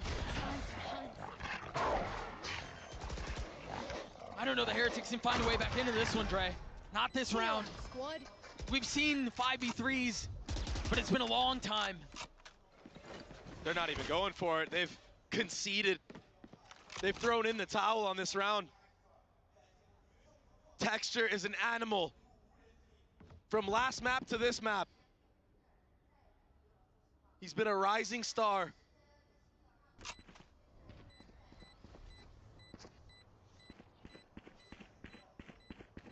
An attempt at hunting will ultimately net nothing. I can't imagine the timings to get there. So it seems like, barring something spicy at the end, well, of course it would be Rian's, wouldn't it? Choosing to swing into that. Whoa, easy now. You want to keep those. He will survive. The weapons will be carried over. And that's a big win for Heretics, given how the rest of that round went. Yeah. Texture completely obliterating the site players, living here with the satchels over the top, gets the info, predicts the movement of Benji Fishy, and then the follow-up kill onto Woot. Woot just couldn't quite connect those shots. Texture punishes. And that'll put Genji on 3 rounds up. A scrappy buy from Heretics. And it looks like it's gonna be a full A hit with that lineup nade again. They found so much success here, but they do have 4 rifles. There it is, the rocket invested. They're scattering. There was only one here though. Benji Fishy falls the flash over the top. Meteor trying to play his time right. Gets one for it. Rian's a bullet between his eyes. And hope sinks away. Another disastrous start for the number 2 seed from EMEA. And another explosive start for Texture onto that A site. Boo, I mean, he kind of wanted to go for it, but now he can't. That smoke denies any possibilities of getting back into the round. Such a nice read from Gen G, such nice prep to deal with those trips. That nade is clearing out every single one of Benji Fishy's trips. You might see him rotate over towards that B site now or have to use more passive site trips, maybe a NAT setup, something of the sort. Yeah, he has to. He's not getting any value there. And I mean, Texture had full confidence that that rocket was connecting. That's the level that he's playing at right now. He fires it and he's instantly looking at heaven. I imagine we're getting the replay right here. Look at this. He just knows, you're dead. Already ready for any type of backup. Yeah, Meteor doesn't connect on the first, on the Rians, but Munchkin with these cold shots. Nice, precise aim. Locky is still popping off across the stage as Gen G are up 4 and as Heretics call a timeout. Tough spot to be in if you're Heretics, but I think, yeah, I would imagine a lot of the conversation is how do you get more value out of Benji Fishy? How do you get more value out of his setups and his utility? Because right now, they're getting thwarted and bested by one person. Yeah, one set of utility. And I mean, there is follow-up utility, don't get me wrong. Sure, sure. But it's not even needed. And in a match like this, the last map of the series, it's all or nothing. What a beautiful trophy. What a beautiful scene. What a beautiful set. And for one of these teams, dreams will be actualized. And for the other, this will be the source of nightmares. Yeah. The Gen G, they were fighting their own demons in this actual series. I think they probably thought it was going to be a 3-0 as well. Looking at the map pools, the 2 map advantage that they had. Nade forward, satchels up, Texture in. Such a pace. Forget about the attempt at fighting back. They take it so quickly. Benji Fishy down here. He's got a sheriff, but he has no health. Right off the bat, the Sentinel crumbles. They're just running Benji Fishy down at every site he's been playing so far. And they're not slowing down whatsoever. I mean, they have no reason to. No resistance has been met. Go get it. That feels like the first real advantage, I guess, if you want to call it that. It's just been tough sledding. Gen G gets a 5. And you spoke about it. What is left in the tank? Heretics really need to dig deep here because Gen G, they've gone the distance before and it didn't go their way. That experience in Madrid, it's showing here. I mean, it changes teams. It changes players. And let's be perfectly clear, Heretics are no slouch to that as well. Yes, it was on domestic soil, but the lessons that you learn are the same. And they walked away on top. Another fast rollout. Another sight hit potentially on Benji Fishy. Meanwhile, on the other side of the map, Meteor, the lurk, was caught.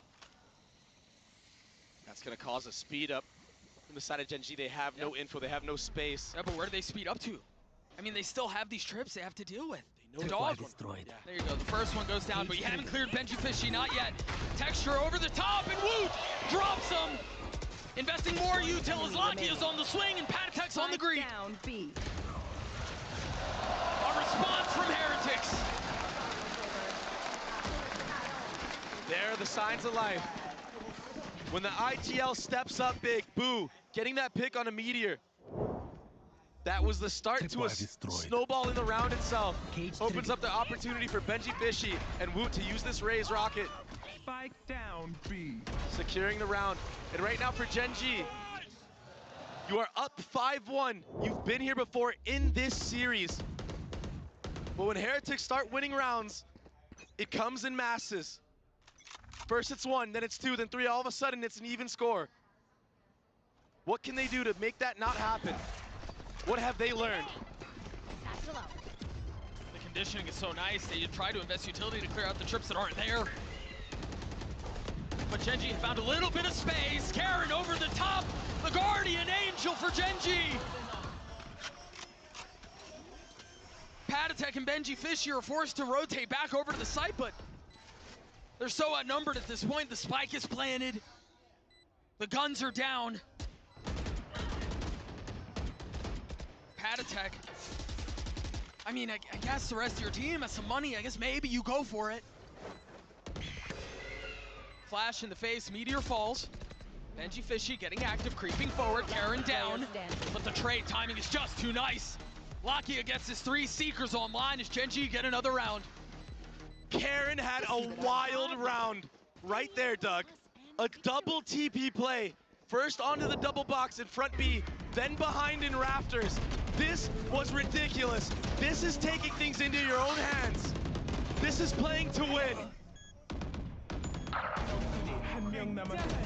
No fear at all, no doubt in his play.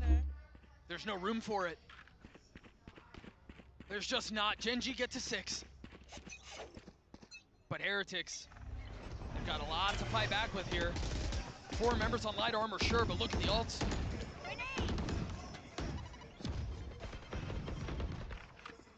You can tell for Gen G, the approach has become quickly get to B, try to clear out any Cypher utility that might be there, and then play the rest of the map. And if you looked at the map earlier, the rotations, I mean, there was Patatek and Woot already ready and willing to come there to the rescue for the anchors on the site. That's how much fear Gen G have put into this team of Heretics. And leaving one here this time to break the info utility, that's gonna keep a couple players here.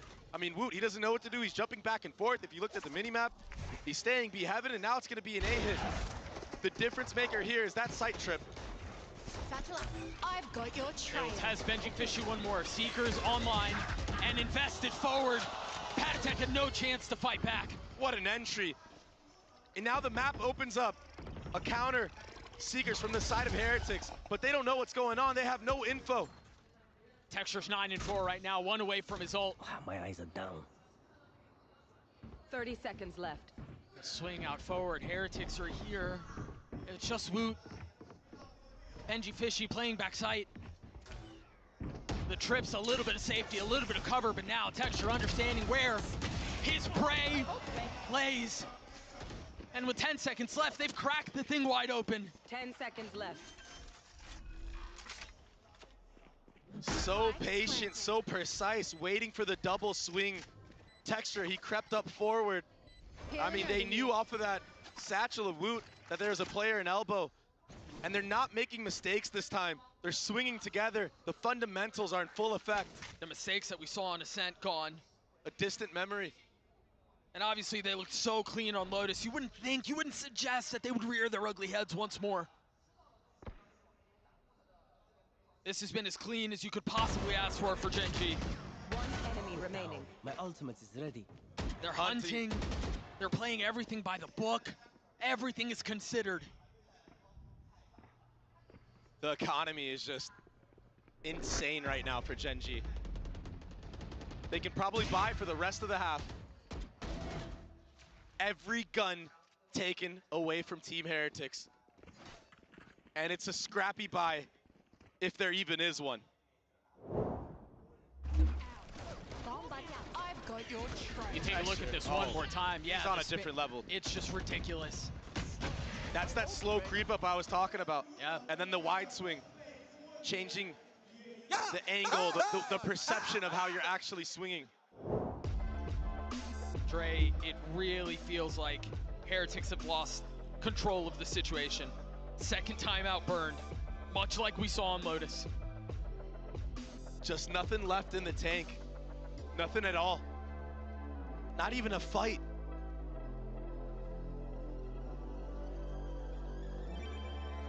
To have made it this far and to fall this short would be devastating. And so Heretics will have to dig deep. They'll have to find a way to turn embers into something more. The problem is the fire of Heretics has been cold for a long time now.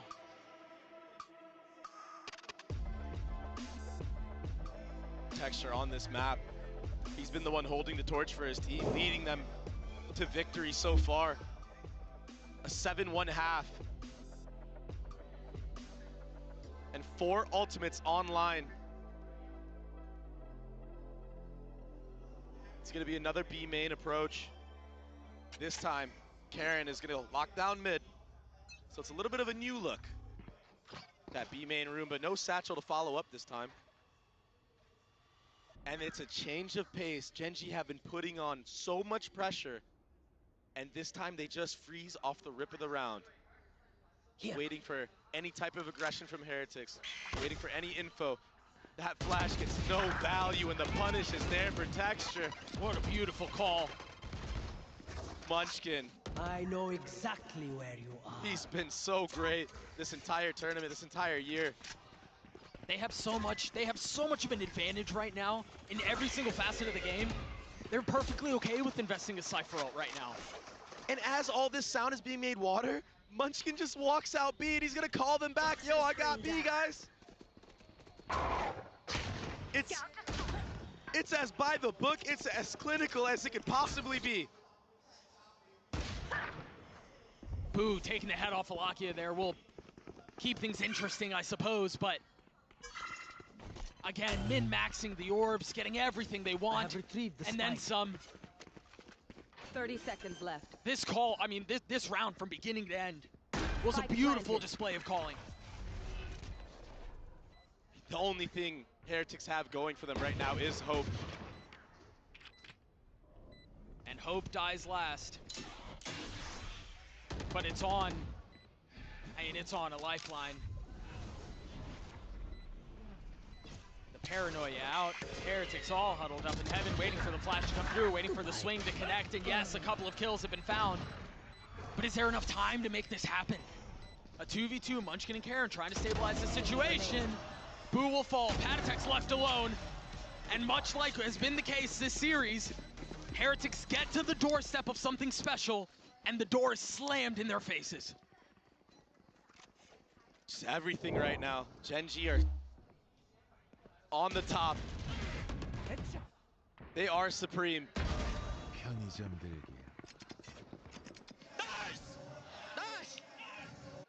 What a performance from Gen G. What a performance from Texture. 11-6 right now. Excellence embodied, greatness personified. They've been raining terror all over on this map. The last 2 maps. One of the most dominant split attack sides I've seen. And there might be more to come.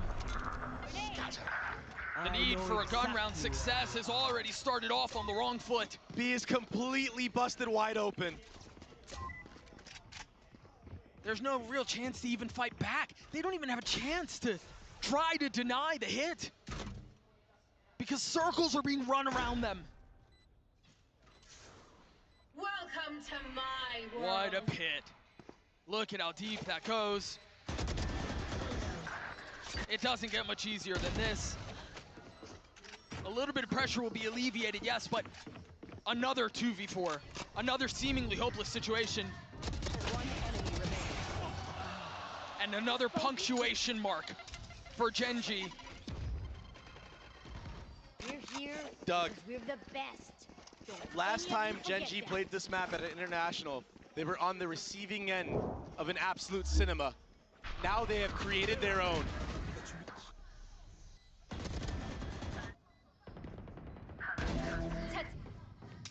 All bases covered.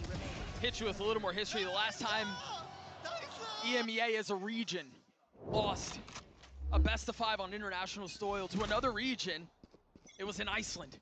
That was so long ago. And now Gen.G have the opportunity to do something really special in a number of different ways.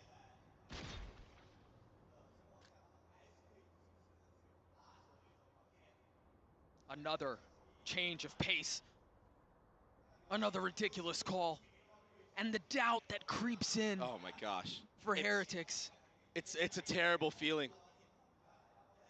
You're already losing 9-1, and these guys are playing this slow. It's kind of like rubbing dirt in a wound. Cage triggered. And now a confident call to arms for Gen.G as they turn their attention towards A.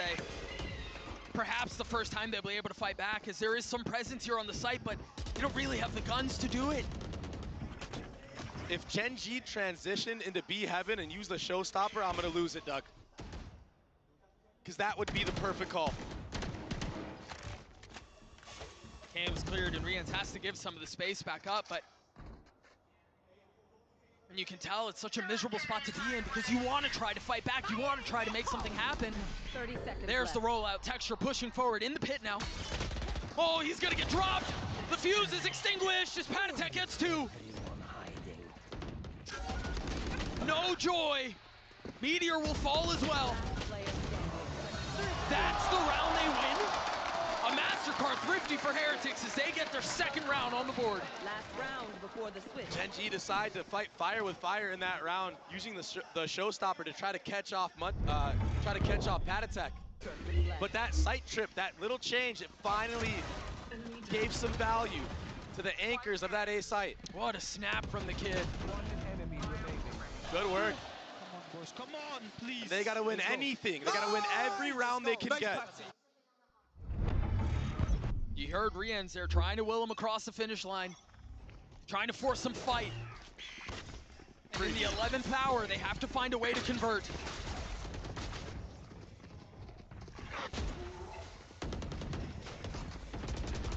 Heretics in such a tough spot here. Rians has his Seekers. They're already seeing him satchel forward, back towards B. Benji Fishy's doing the best he can to keep him back. They've drawn the paranoia out, though. Now Gen.G can flip the map once more. That Omen ult is gonna have Team Heretics guessing about where he could be. That's why you saw Benji Fishy clearing out all backside. They know now that he's not on the flank. The smoke will cover the trip. If Gen.G want to go forward mid, they're gonna have to deal with that. The truth is, they have a couple of ways to go about it as well, should they choose to do so. And meanwhile, for Heretics, as you see a couple of members anchored on B, eyes rise to turn tides. They have to find success here.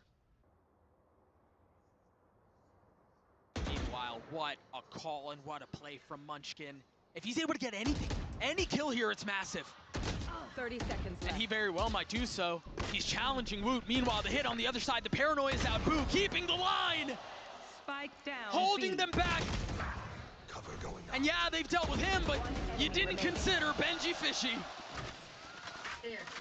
13 seconds left. The spike is out of reach. Munchkin thought 10 he was the seconds one left. making a play. He was the one drawing misdirection on the other side of the map. And he was wrong. Heretics will get to 3.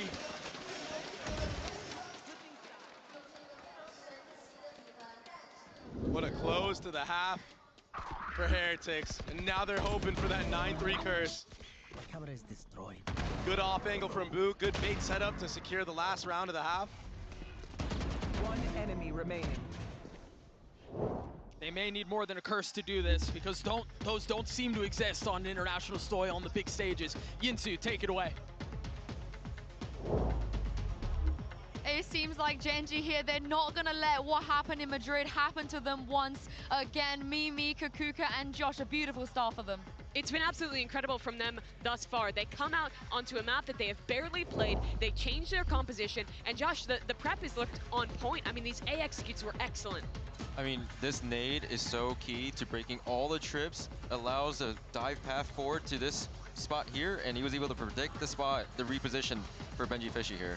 And time again, it was so overwhelming for the side of Heretics, the way that Genji was putting pressure around the map, the way that every single piece of their utility had a very, very dedicated purpose. A 9-3 half on, as you're saying, Mimi, a map that they shouldn't be as comfortable, and 4 rounds away from that trophy. They are, but for Team Heretics, they have been on the receiving end of so many comebacks, getting reverse swept in the EMEA final, losing an 11-2 up against G2. There have been so many moments where they have let it slip, but they've given themselves an opportunity at the end, winning at least 3 rounds. If they can get this pistol, there's still a chance for this team on this miraculous run to lift the trophy. Josh, imagine you were that coach. What would you say right now to the Heretics, to los niños, to make this comeback happen? I would tell them believe in the game plan, believe in each other, win this pistol and make it happen. All right, you heard it from Josh. Believe in the game plan, believe in each other, win this pistol, and maybe Heretics will have a chance. But Genji, they lost once already this year on the international stage in a grand final. Doug and Baby Bay, something is in the air here. It feels like they're not about to let this one slip again. That certainly seems to be the case, Yinsu. I mean, this is a brutal spot to be in. Heretics have to find some success here. We often talk about how important pistols are. This very well may be the biggest they have ever played. You imagine they're going to want to convert this round. And for Heretics, the pressure, it's unsurmountable. If you make one mistake, Genji can run away with this thing. They can wash you like they did on the last map, 13-4 on Lotus. They can wash you like they did in the first half.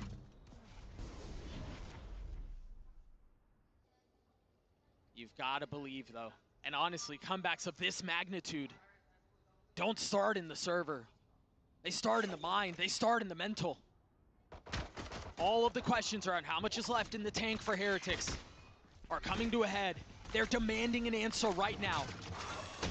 Heretics deciding to turn towards B. The paranoia is out, all the utility to try to obfuscate what their approach is. And Woot and Benji Fishy able to get a couple here, but Meteor and Locky on the trade. Threes apiece, everyone is here. As again, utility becomes a problem, and Woot cannot convert. Genji will get to 10. Meteor the anchor. The longest standing member of this roster, remember that. 14-7 on this map of Split. He's been biding his time, and he's looked so good on these pistol rounds. They can feel it. It's so close. I get it, I get the pop-off, man. That pistol almost secures it. Cover going out. But be careful. When you think it's in hand is when things slip out of grasp, out of reach. Heretics choosing not to invest very much. 4 sheriffs, excuse me. And a stroll up mid. Woot's gonna be there on the trade, but Texture dropping 2. Overwhelmed by the swing, but Locky is the cover. Locky is the backup, and Locky is down 2. We warned about this. We warned about the possibility of being so close, yet so far, Boo will fall. Now Pad Attack and Rians have to turn their attention towards B, and of course, they're already here. Karen's waiting, posted up like a watchman backside. And he's been so cold in these moments when he's anchoring. He doesn't panic when he gets double swung. He commits to one of the kills, but he's moving. He's alone here and gets them both. Gen G will get to 11, now 2 steps away. It got scary, but Gen G secured the round. They brought it back. 2v3. That opener from Woot. That was so clean. The double swing here. Texture and Lakia, they just couldn't connect. But Karen, he's been so stable all year.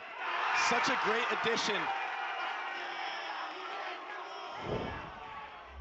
And their fans can feel it. Heretics is feeling a lot of the pressure here too.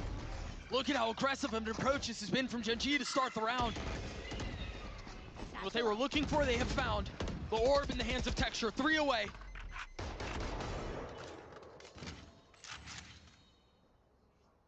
And just like that, things are forced to slow down. No sky flashes for Rians. Woot is gonna have a hard time entering. Boo is the only one that has a flash available for his side of the team. Look at that triple stack on site. They're all here. They're so ready to fight. They know they baited out both flashes. Crosshair's trained. And this doesn't feel difficult for Gen G. They've handled this so well. Oh, but they're backing off. They've left Lakia alone. An opening for Heretics. He's on an island. No way. The flash on the other side of the cage. Oh, but he doesn't swing. Wisely takes a step back, but makes his presence known. Meanwhile, can Karen strike from the disciplined corner as they roll out onto the site? They're spotting one. And now they know. Gen G are trying to make this thing work. They're trying to fight him back with inferior weaponry, but with 13 seconds left, they've got to go. Heretics have no time to slow this down. Meteor's so far away. Of course, it's Texture to potentially secure the round. The spam's not going to connect. Enemy remaining. Patatek's left alone. Can Patatek deliver? With 8 bullets to his name, he too will crumble. What a nice setup on site. Playing up in the beginning, baiting out a bunch of utility.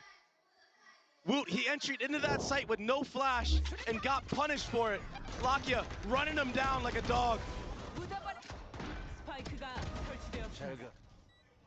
And the double swing. Finito, chef's kiss.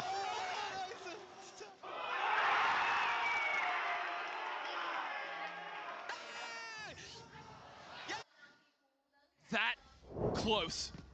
1 round away. No timeouts to call. Is this where the Heretic story ends? And is this where Gen G's begins? Looking to put the finishing touches on this now. Yeah, it's gone the distance. It's gone all 5. But you wouldn't believe it with how Gen G played these last couple of maps. Heretics have to make something happen here. The paranoia as they try to satchel out into heaven, but they've only gotten to mail. Satchel out. Texture forced to try to hold the line. Satchel traded. A nade as well. Karen falls. Lakia on the snap. Benji Fishy dead. They're trying to work their way in, and they cannot. And now it's on to Boo. He has the swing, and it's time to kiss the ring. Denied, no more. Deferred, no longer. Vindicated. Gen G stand on top of the world. They are your Masters Shanghai champions.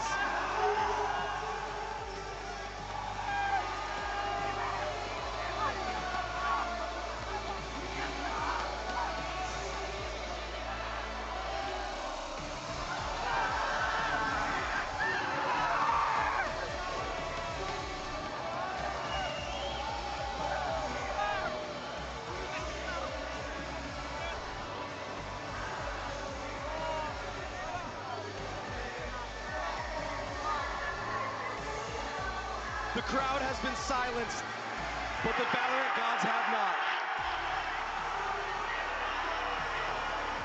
The Gen G Emperors will go down in history as the first team in APAC to hoist an international trophy. final bow from Heretics. They arrived in Shanghai as niños, but man, have we seen this team grow.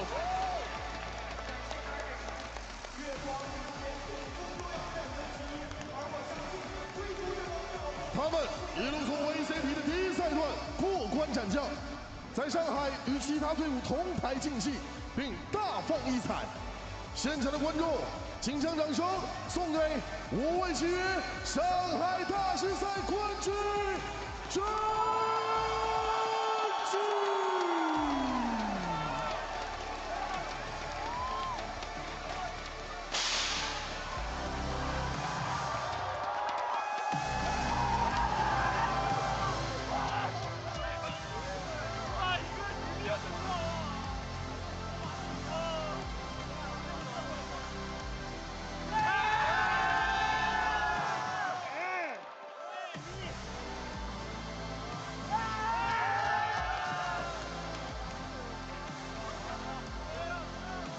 Madrid.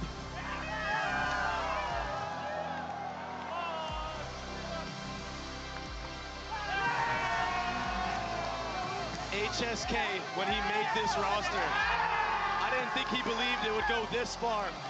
To get second in the first international and now get first, to one-up the mastermind behind this roster, giving players a chance that were counted